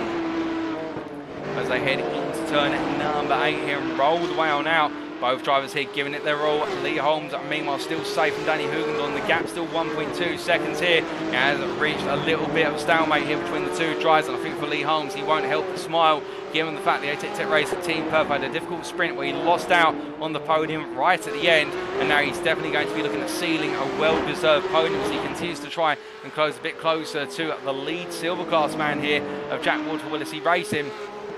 And as the number 48 driver makes his way through turn number 13 very shortly and up towards 14. In fact, comes to the king of 14 now. Only one more lap stands between him and the winners. We see the white flag is out there. Barney Flag waving the flag. And now it's all about nailing that final lap and no last lap drama from any of our drivers. But meanwhile, speaking of drama here, could there be just another twist in the tail for the battle for P3 in the gold class with Danny Hoogendoorn closing up here in the run down towards turn number 3. Lee Holmes, however, may be playing it safe to be fair and not pushing it too hard in this final lap. Perhaps he feels confident he can defend and that in the dirty air Hoogendoorn will lose out. Well, that's one thing that time will tell, for as they make their way through 4 and up into 5, both on the brakes here, and Holmes keeping it smart, keeping it sensible. Hoogendorn goes a little bit deep, and there's the sign when that dirty air is really impacting the front end of Hoogendorn's car, but meanwhile Holmes goes overly deep, and Hoogendorn's going to have the run here as they come down the back stretch. It's going to be Holmes defends on the outside, Hoogendorn who takes the inside. I think here it may be said and done. They'll both battle on the brakes all the way into turn number 7, with Hoogendorn a nose and an inside line ahead. He gets it done now to break into turn 7, and Lee Holmes once again with the tiniest of errors at turn number 6 is cost a podium when it's all said and done here today in Detroit. But meanwhile, we look to your race leader, who started to feel a bit of pressure from Philipp Hammer behind, but the gap right now is only 7 tenths of a second, and with 7 tenths he's got plenty of room to play with, for as he comes through the final corner he'll take the win in the feature. It's Cameron Willesee from Willesee Racing who takes your win. What is the best part of 7 tenths clear of WS Racing Esports, Philipp Hammer P2. Jack Ward comes on home for P3 overall in a brilliant overall podium for the silver winner, ahead of Danny Hoogendorn there, P4, who completes the gold podium for Apex Missers, ahead of Lee Holmes P5. The ATEC Racing Team Purple driver unlucky, like you say there, Medmo, just bad luck today for him, ahead of Emil Koopmans, the Apex Missers driver P6, Nathan Foster P7 as he makes his way on through, and Nathan Foster with a brilliant recovery from the back of the grid all the way up to P7 and P6 in the GT3, not the GT3, my apologies, the Porsche Cup Gold class. And then we see Shane Piggott comes on through to take P8 overall, but more pivotally for him, P2 in the silver class, ahead of Craig Schill, who right now is the best part of 15 to 16 seconds behind, as the ATEC Racing Team Sign driver follows up his sister team driver as they make the way through turn number 14, coming on through it gently there, but gets it done. The NZ comes to the line, albeit he's run out of fuel right at the finish line there, it would seem, and it'll be Glenn Humberstone who finishes P10 overall and P4 in the silver class, ahead of Steve Hughes, who is best the rest of P11, P7 in the gold class, ahead of Marcel Fritsch, who'll be our 8th and final finisher in the gold class, and what is P12 overall. And then the last finisher on circuit will be Alistair Hatcher as he comes on through there to make it 13 finishers on the lead lap on a wounded ATEC Racing Team Cyan car, and what will be for him P5 in the silver class. Darren Fellows finished a lap down, as did Matt Maddox, although I do believe Maddox still making his way to the end of his race. In fact, he has finished his race, and there's only one retirement today, and that is in the form of Ash England P16. But a thrilling race from start to finish, and for Cameron Willesee, as he does some donuts there, albeit only caught the tail end of them, and we can see Jack Ward doing some donuts as well. The Willesee Racing pair and both class winners once again on the overall podium, albeit not able to make it another 1-2 overall finish, but close enough. They'll be pleased with that as they synchronise to head back to the pits, and Craig Schill, they're just creeping on around slowly, and I think very pleased with the performance he's put in today with that finish on the podium when it's all said and done in the silver class.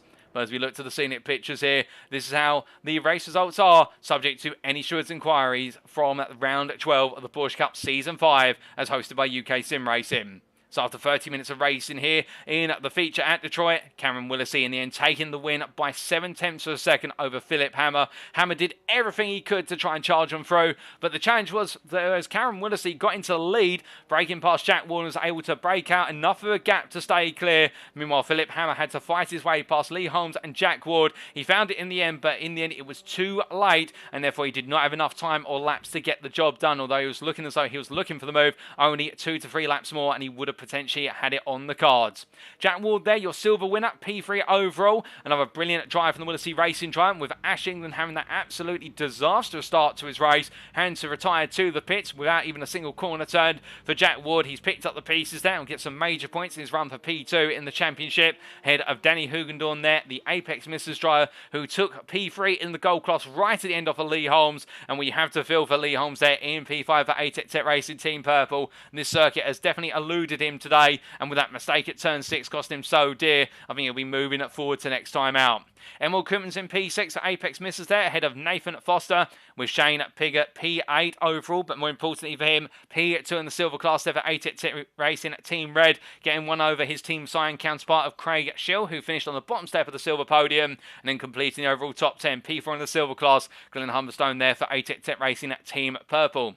Steve Hughes P11, best of the rest there, the privateer, holding off Marcel Frechtian for iRacing Esports. Now it's Alistair Hatcher, Darren Fellows, and Matt Maddox who completed the top 15, and Orvar tries to finish the race with the checkered flag, albeit we should point out that Darren Fellows and Matt Maddox, the two BDM Racing drivers, both finishing a lap down, and Ash England for Willis Racing having that very early retirement. And I'll be very interested to hear exactly what happened to Ash England, given the fact he really has gone from one of the heroes of last time out at Ritz-Cogan Motor Centre to have it all unfold and fall apart from him today in Detroit in the feature. And hopefully it's not a long-term problem on the car or indeed any of the mechanical equipment.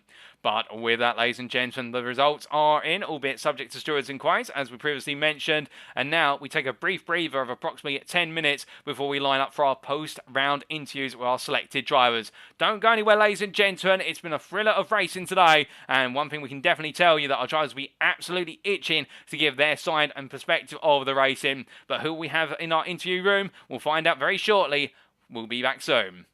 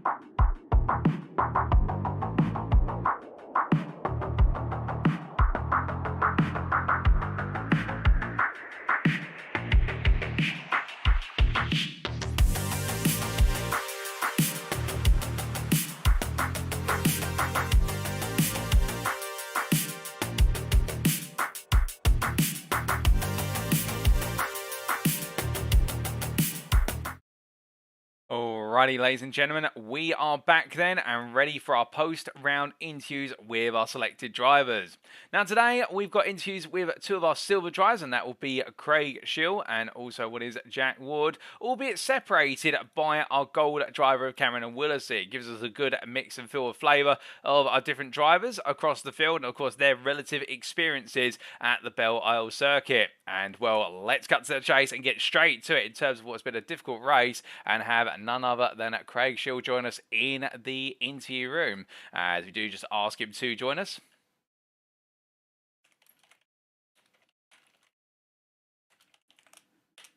And as Craig joins us for 88 Racing Team Sign, I'll be interested to hear what has been a mixed run of fortunes this evening, but really turning around in the feature race and having a strong wrap up to the end of his night. And as he joins me now, Craig, it looked tough out there. It was a circuit that was always going to be uncompromising, and it showed itself in the sprint with a P6 finishing class, but you managed to turn it around in the feature to finish on the podium. You must be pleased, all things considered. Yeah, I'm pleased. It's definitely unforgiving. You miss your breaking point by a millimeter, and there's a wall there. It's that simple. It's just so unforgiving. Yeah, race one I got clipped and had to use me fast repair, so that's why I fell backwards. Oh dear. Well, race one, of course, being difficult, but before we come on to the changes of race number one, let's just talk a little bit with regards to what is the run off the start-finish line and into turn number one for a qualifying lap. I mean, qualifying alone here, extremely difficult, and you definitely had to find your way through the field early on in terms of trying to set that best possible lap time. Yeah, I was actually quite surprised with the pace I had when me qualifying, because as I said a couple of weeks ago, qualifying isn't my strong point. And I managed to get a half decent time for me. It was kind of like smack bang in the middle of my slowest and my fastest. So I was actually really impressed with, or happy with my qualifying. I tried to go faster and this wall just jumped out and went, I'm having you. So I didn't have enough time to put a proper fast lap in. So yeah, I did a banker, and then unfortunately that was the only one would count for me. So yeah. Well, much like the walls of Monaco catching out Ayrton Senna all those years ago when he claimed that the wall did move, and indeed the legacy goes that the wall had moved by the slightest of millimetres, and one of those walls catching out here today in Detroit. And going into the race itself, of course, starting from what was P12 on the grid, you were joined by your team signed teammate of Alistair Hatcher on the row. I have to ask, was there a little bit of a run and gun into turn number one, or was that the plan? Just take us through the opening lap. Well, the opening lap it should have been a run and gun into the first corner, because as you know, me and Ali like fighting with each other. But I slipped the clutch on the start and just bogged down. So he was gone, and he actually said it helped him out a lot. And then it was just a case of get going, get the tires up, and try and stay out of trouble. And I managed to do it, and then just unfortunately two cars span in front of me, and I thought I missed him, but he just clipped the back end and I got meatballed. So I had to limp it back to the pits in, I think it was lap one, which was great. It was an unfortunate incident on your opening lap and really set the tone for the first race. And of course, when you do pick up damage like that and having to limp home and then make your way back out into circuit, what was your focus the remainder of the sprint race? It's 12 minutes, but it's 12 minutes that can be utilised to good effect. It was basically get into a rhythm as quickly as I could, because once I was in the rhythm, it just started to flow, and then I could just focus on hopefully picking up a few more places if possible. I knew I wasn't going to be where I should be with the pace that I had. It was damage limitation, but it was more importantly to get into that rhythm, because once I got into the rhythm, it flowed, and I would then relax, and the laps would just come to me. I wouldn't be thinking about the walls too much until I grazed one or two of them. But yeah, it was more getting to the rhythm. Once I'm in the rhythm, I'm happy. Oh, indeed, and I can appreciate the sentiment now. I'm sure many of our viewers can. When you're in the zone and feeling it with regards to that run around the circuit, the rhythm, as you say, there's nothing stopping you. And speaking of nothing stopping you, a good start into the feature race, having started from what was P11 on the grid and making your way up places quite quickly. Yeah, that was. I got a better start, and it worked for me. And then obviously, I think a few like may have crashed out. I'm not quite sure. Again, it was get settled as soon as I possibly could, and basically that's what I did for the entire 30 minutes. Once I got in, I know on the Discord the team were like, "Is he still there?" It's like, "Yeah, I'm concentrating. I literally just zoned out. I couldn't hear anything they were saying. It was just focused on getting going, getting settled, getting a good pace, and I made up some places. And at the end, I was actually catching Shane Piggott, and I was like, "Yeah, great. I'll catch him eventually." I got it down to about a second, I think. Oh, indeed, you're closing in and over the course of the race, bring that gap down, but not having enough laps to get it done. Of course, one of the most frustrating things as a racer, but at the same time, still able to put a move over your teammate Glenn Humberstone. Yeah, it was. It's nice having your teammate behind you because you trust him. You know he's not going to do anything silly.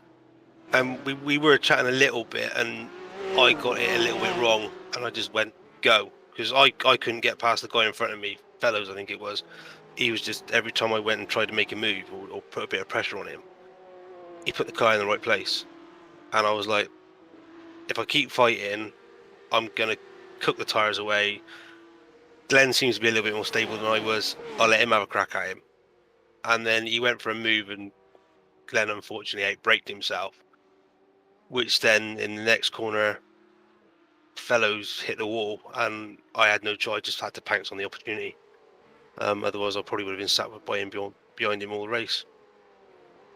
Well, a great use of the opportunity there, picking up 2 places at the price of 2 opponents' mistakes, and in the end, running on through it to P3 in class and back on the podium once again, which is what we love to see. And with that in mind, of course, the championship rages on, and next time we make our way to Road America in the beautiful, picturesque Elkhart Lake of Wisconsin. How are you feeling for the classic American circuit?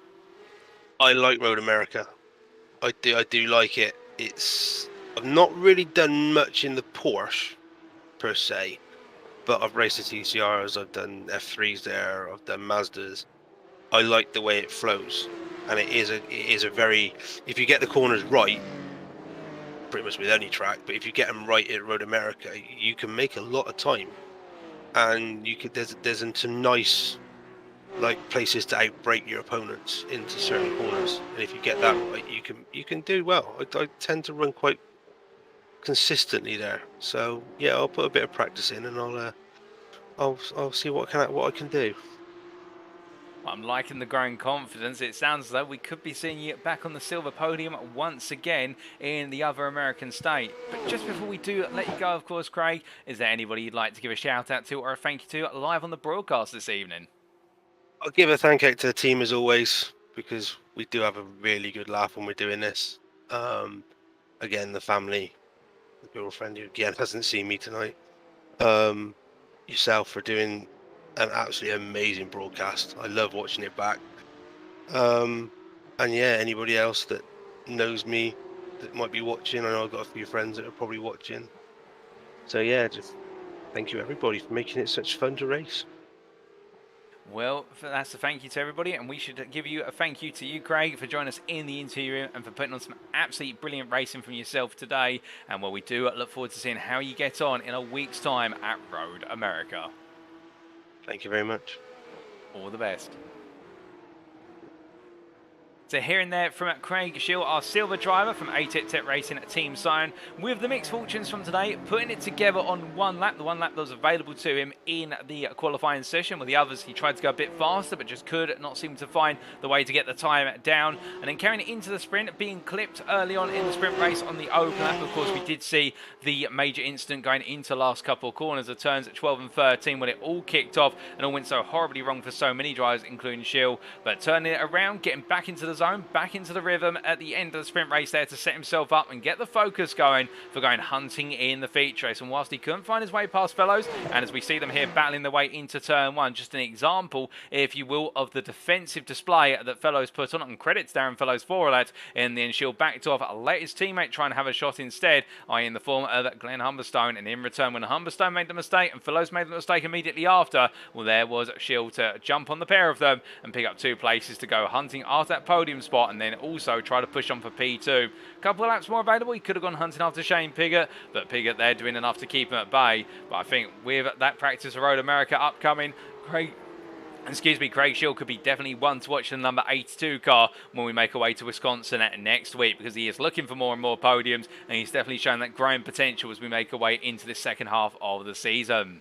But looking up from our first interview of today to our second interview now, we're going from the silver class to the gold class to our Willesee racing driver of Cameron Willesee. Now, as we get ready for Cameron to join us, of course, it'll be interesting to hear his thoughts on another pair of what is podiums, including the win in the feature. And as we do ask him to join us now, also be interested to hear the dynamic in the second race from his perspective as he joins us now in the interview room.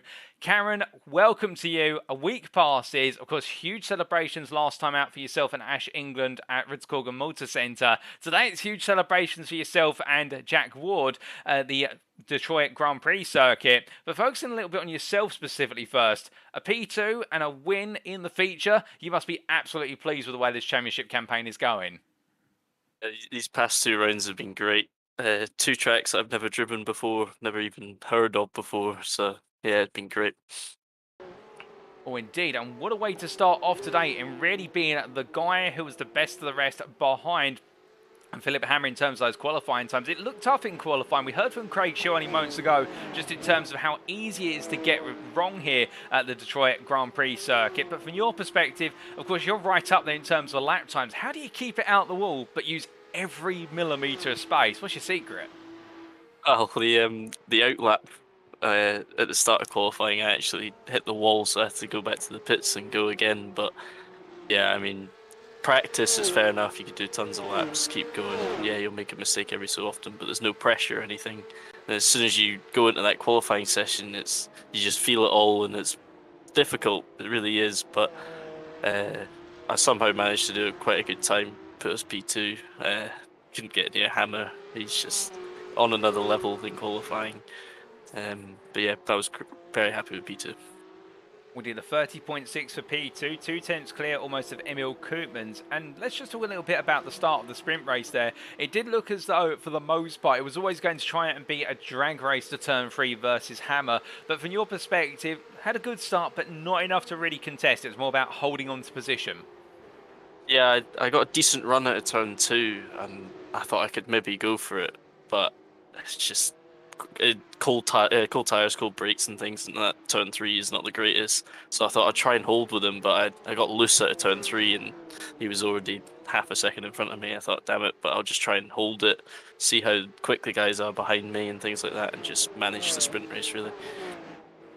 We managed it nicely, gradually breaking away from the rest of the field, but not quite able to catch up to Hammer. Still finishing at 3.5 seconds behind. And I have to ask, when you've got a driver in front of you who's leading in your class, leading the race as well, and they've got that slight pace advantage over you, approximately about 3 tenths a lap here under race conditions, what drives you to try and find that time? Is there anything you're trying to do when you're behind them? Are you sort of studying their lines or looking at what they may be doing differently? When I was behind Hammer, he was pretty much just on the wall, not touching it, but just nearly on it. And I'm like, it's ridiculous, but I need to try and just be brave and be close to it, but not hit it, obviously.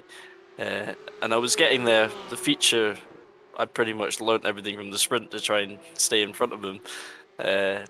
But he's just so consistent, it's ridiculous. I mean, I don't think I've seen one mistake from him in the sprint race at all.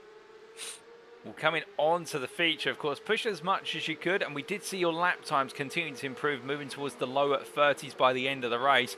Starting from what was in the end the full throw of the grid with Hammer alongside, but it looked as though it was a little bit of a chaotic start, with your teammate Ash England having to retire before he even turned a single corner, and also Danny Hugendorn having a really slow launch off the line, and everybody seemed caught up in it. Yeah, well, I had to go through in between both of them. I think Ash got, I don't know if he jumped the start or something, and then it came up with a black flag, and he got a shocking start after that. So he just tried to get out the way, really. And then I don't know if Danny seen his slow start and messed up himself, but yeah, it was a bit of a hold tight, try and squeeze through. But after the turn 2, Hammer obviously got in front of me, and I thought, oh, I can't let him go. And into turn 3, he was stuck behind, I think it was Emil, and I managed to get underneath him and get ahead of him. I thought, great, because as soon as he's away and gone, you can't beat him. So I thought I'll just get in front of him, and I did. And it's kind of helped me when we were going through the traffic and things. Oh, indeed, and jumping back ahead of Hammer, we soon saw you try to look for the move on Koopmans and find it successfully. And it was just a lone silver driver in front of you, your Willesee Racing teammate of Jack Ward. I have to ask, was there a fault between the two of you in terms of do we work this one together, or was there the prospect of a potential fight? I think Jack was it's such a difficult track to sit behind somebody, and Jack didn't really want to hold me up because he knew Hammer was going to come eventually. So he decided to let me go, which was completely his own decision. And yeah, we just thought we'll get on with it. We'll just try and get as far away as possible because I think Hammer was still behind Lee Holmes at that point. And I think it was just trying to build as big as possible gap before he got in front of Lee, and eventually would start catching us quite quickly. Oh, indeed. And with Lee Holmes eventually being passed by Hammer, we saw the proverbial cork come out of the bottle and Hammer's lap times really start to pour in. But by that time, when Hammer did catch up to your teammate and Jack was able to hold Hammer at bay for a good number of laps as well, the gap's about 4 seconds. The pressure's on, however, with Jack having done everything he can to really open that gap up alongside you.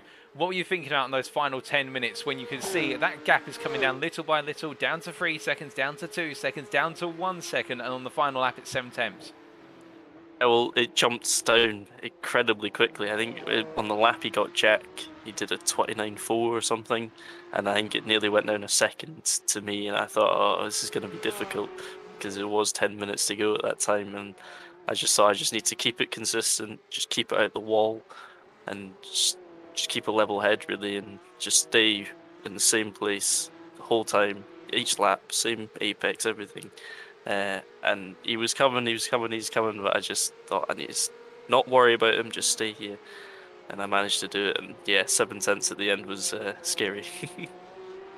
Oh, indeed, but you held up to take the checker flag and with it add another win to your tally. Now, with that win, your championship position continues to rise, and in the absence of Tim Darracott and Lee Holmes not having all the performance perhaps he wanted today, missing out on the podium in both races, it definitely now makes you a major contender for a top 3 finish this season.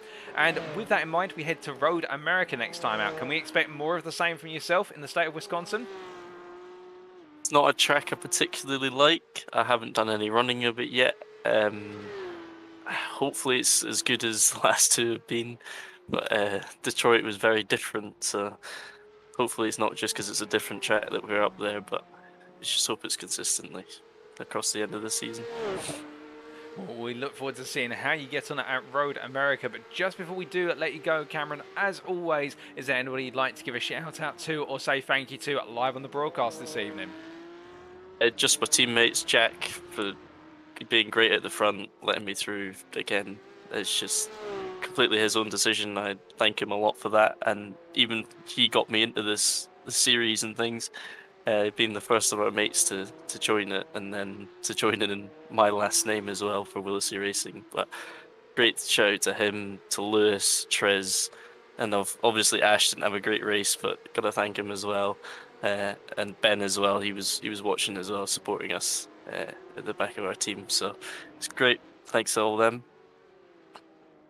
Well, I'm sure they'll appreciate the compliment from yourself and the gratitude. But with that, we must extend the gratitude to yourself, Cameron. Thank you as always for joining us in the interview room. Fantastic driving from yourself today. Really one of the big stars in the gold class of this season. And well, may it continue when you head to Road America. We'll catch you then. Thanks again, Paul. All the best. See ya. So hearing there from our gold driver of Cameron Willesee with the second place in the sprint and the first place in the feature. Not quite the perfect score, but definitely on the rise here and still trying to find those bits of time to bring down the charging pace of Hammer, but in return making it work today and putting himself right in the hunt for a top 3 finish now. I think Road America in the next couple of pairs of rounds will really be a big deciding factor here, because I think for Hammer the gap will continue to grow at the front of the standings unless there's a major pace overhaul, but Cameron Willesee definitely me why those drivers right now, if Tim Darracott's watching it, I think he'll be watching it, taking notes in terms of the fact that it's not just him and Lee Holmes battling for P2, but Cameron Willesee is definitely right up there, along with the likes of Emil Koopmans and Danny Hugendorn, who are all trying to creep in and make it more than just a two-way fight to potentially be that runner-up behind Hammer, albeit we still got plenty of rounds to go, and anything can happen before we reach the final checkered flag.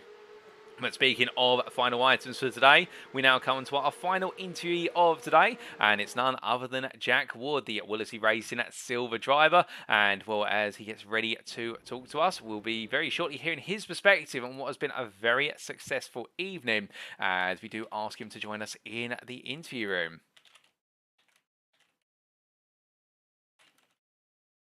Very interested to hear his perspective on what has been a night not in the sprint race necessarily to remember as much as it is in the feature race, but also through that perspective of putting an absolutely phenomenal qualifying lap in to take pole position in his class.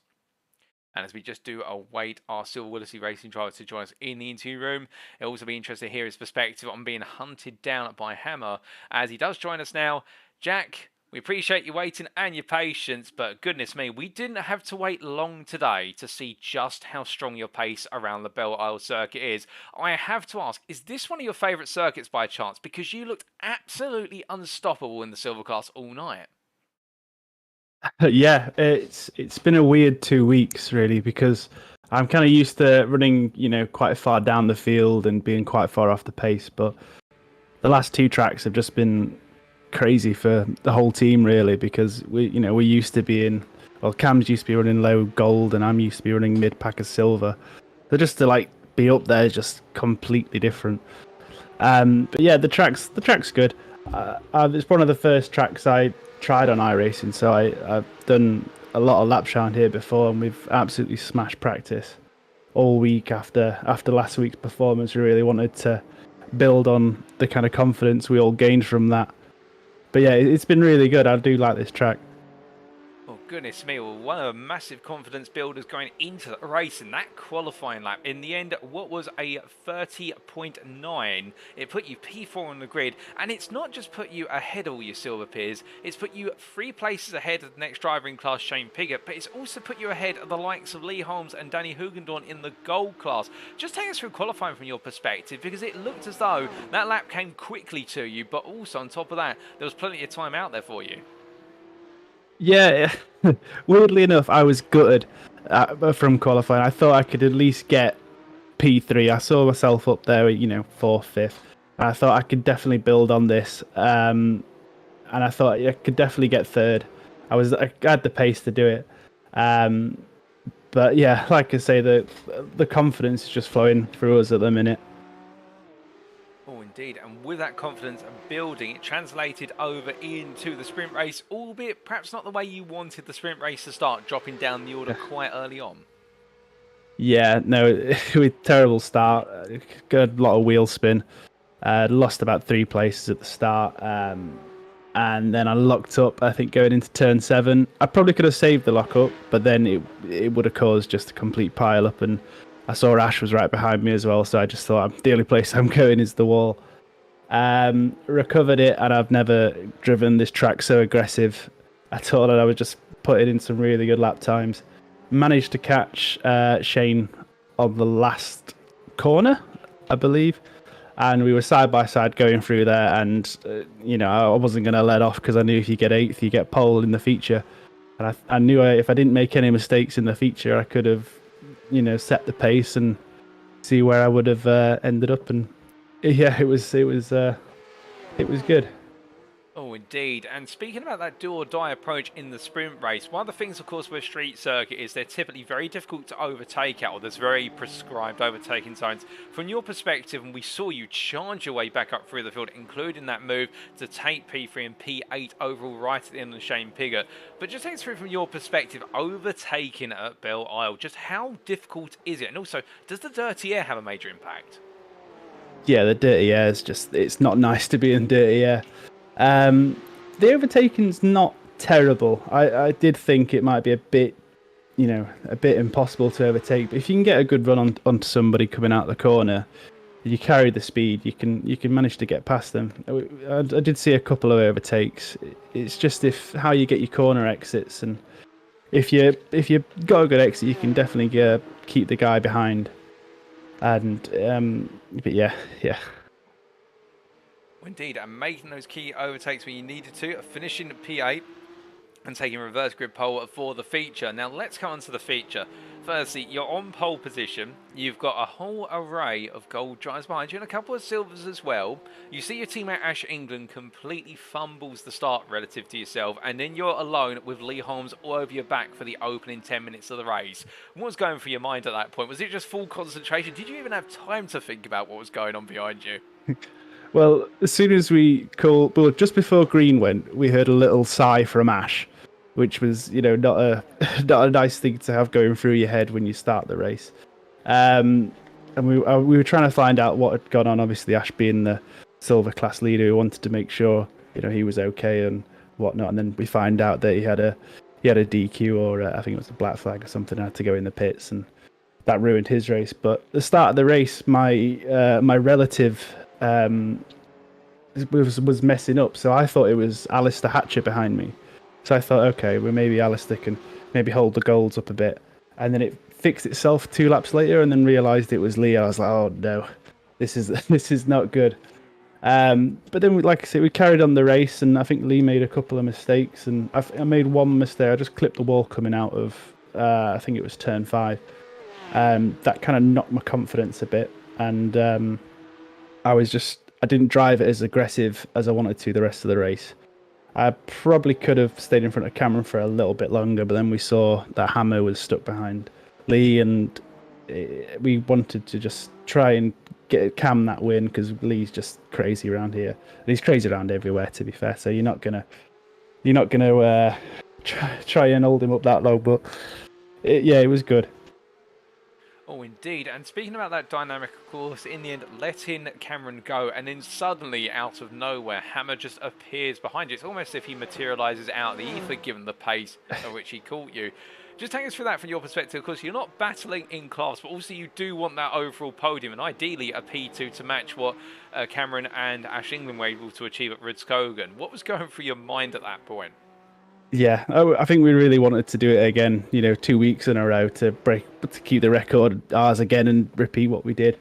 But just to keep Hammer behind was tough. But then, like a track like this, it wasn't as bad. I was just trying to match him on every corner, and I did for a couple of laps, and then I could see he was trying to get a better run out of some corners. And I think just got to turn 2. I think he was on the outside of me. I was on the inside, and I thought this is it. We're going to go both in the wall here, but he managed to leave me enough room. I just clipped the curb a little with bit of wheel spin, and he was off like a rocket. You're not gonna catch him after that. But I managed to, stay above the rest of the field, which first and third in the race, and then obviously winning both classes is just amazing. Oh, indeed. It's an amazing performance from yourself tonight. And towards the end of the race, of course, showing no signs of any errors, just keeping it consistent all the way through. And it seems to be that consistency is the key as we make our way into the second half of this season. And next up is Road America. How are you feeling for the circuit in the state of Wisconsin? Well, I mean, after this track, if you run wide, you hit the wall. You can kind of bounce out. If you run right at Road America, you're in the grass. You're miles off the track, so it's a lot different. I think myself personally, I think we'll be pushed back to reality a little bit, but we're going to try and smash out a lot of practice the next week, and just I do like the track, but it's like I say, if you touch the grass, you're just going to stay on the grass, and you're going to lose a load of time, and a lot of practice is definitely needed. But we'll try and put up another good performance. Well, we do look forward to seeing the performance and the calibre of which you could put on next week. But just before we do let you go, Jack, is there anybody you'd like to give a shout out or a thank you to live on the broadcast this evening? Yes, all the team members at Team Willisey. So obviously Cameron, Ash, the drivers, and then you've got Lewis, your crew chief, works hard in the pits. Ben Chambers, our #1 fan, he'll be watching from home, and Aaron Tressler as well, who's currently in the gym on a pedal bike watching this stream. So keep working hard, Aaron. I'm sure you'll appreciate that. Well, he's sweating in the gym. You've been sweating in the car, and it's no sweat when it comes to me to say thank you as always, Jack, for joining me in the interview room. It's been a pleasure, and we look forward to seeing how you get on in Wisconsin in a week's time. Brilliant. Thank you, Paul. Take care. You too. All the best. So hearing there from Jack Ward, and what an evening it has been for him. And whether today has been a little bit of a run away from reality and he'll get a reality check next time out, alternatively, whether this is the tone that's now been set by Willesee Racing, it has been superb to see that it's not just about Ash England, who took all the big scores in the silver class last time out, but where Ash England stumbled over today, it was for Jack to pick up the pieces, and the Willesee Racing outfit definitely showing their prowess, whether it be in the gold or the silver class. But focusing on Jack, with that P3 finish in the sprint, of course, having to recover after that difficult start to his race, but in the end, finding his way on through it and driving in full pace, full anger mode, albeit making those moves as reasonably as possible, and then coming charging on through the field into that P3 finish and that P8 overall, gaining the position right at the end, which was a critical gain. It put him on pole, and in the end, when started on reverse grid pole, he never looked back, albeit he had to when his teammate Cameron was coming up, and in the end had to make the tactical decision to let Cameron go, but also having Philipp Hammer come up behind him as quickly as possible. And well, that would scare many, but for Jack Ward, it was all about holding on as long as possible to P2 and then letting it go for P3, and that's where he would finish. So great overall podium for the Silver Willesee Racing driver, and I think we expect plenty more great things for him come next time out at Road America. As we do say hello there to Ben 800, who says, number one fan, excuse me. Well, I think the camaraderie and also the friendship down at Willesee Racing and all their supporters could not be tighter, and it's lovely to see them all tuning in. And good evening to you, Ben. But as we now come away from our interviewees, well, we can just say that you have heard from this evening our three interviewees. Firstly, of Craig Schill from the number 8288 Tech Racing Team Sign Silver Class machine. You then heard from the number 43 car as piloted by Cameron Willesee in the Gold Class for Willesee Racing. And then you've just heard from the number 48 driver Jack Ward in the Silver Class, also for Willesee Racing. But that concludes our post-round interviews, and now, ladies and gentlemen, it is time for us to wrap up. Thank you very much for watching, and if you have enjoyed today's show and you want to know more about the UK sim racing community, then why not check out our official website. You saw it pop up on the screen earlier, and the web address is UKSimRacing.co.uk, where you can find out all about our upcoming seasons, our ongoing seasons, our affiliates, and everything in between. Alternatively, if you want to go to one of our social media pages, we recommend you check out our Twitter, twitter.com/UKSimRacing_, as you can keep up to date with all the latest performances of the esports division of UK Sim Racing, as well as hear all the latest bulletins on upcoming series. Also, a big thank you to our affiliates, and they are all four of them there. Swelly Meadow Sim Racing Coaching firstly, the YouTube address available on the screen. And why should you listen to Swelly Meadow when there are so many sim racing coaches out there? Well, there's one reason for that. Swelly has a different approach when it comes to coaching compared to everybody else on iRacing. Many coaches will simply try to give you as much information as possible and give you all the different bits of advice you need to improve after a couple of coaching sessions. Swelly takes a different approach of only giving you the three key things to focus on first and foremost, that way not to overload you as the student, and as time goes on and you begin to hone those items in, he'll then focus on the next set of things for you to improve on as the coaching sessions develop. And with him being a multi-time champion, official iRacing series, including the Porsche Cup Canada in 2021. His experience goes a long way, and indeed he can drill down that experience into the coaching experience specifically for you, and therefore the coaching courses really work out to your best advantage, whether you're looking to gain a tenth, a whole second, or look for a better way to drive and protect the car from lap to lap.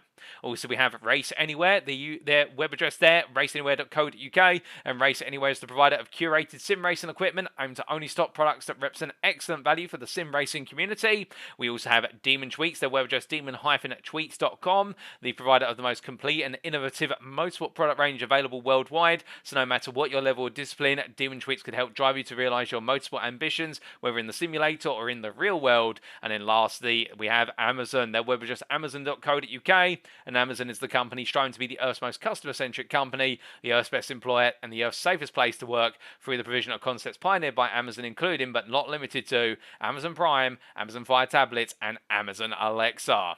But with that, ladies and gentlemen, it's now time for our drivers to make their way from the state of Michigan to the state of Wisconsin, staying in the United States of America, and it'll be rounds 13 and 14 on the Thursday, the 16th of February 2023, while our drivers will make their way to the picturesque countryside around Elkhart Lake, straight and ask the question of who has got the ability to carry the speed through the quarter apexes and onto the extended straight. You have to be smart with the draft as well and bold on the battling, but who will exactly emerge away from America as the major point scorer after the double header? Of course, the number of rounds are now starting to dwindle. Next time out, it will be our third from last venue, and then when I have 2 more to visit, now every point matters and who can make the big score count.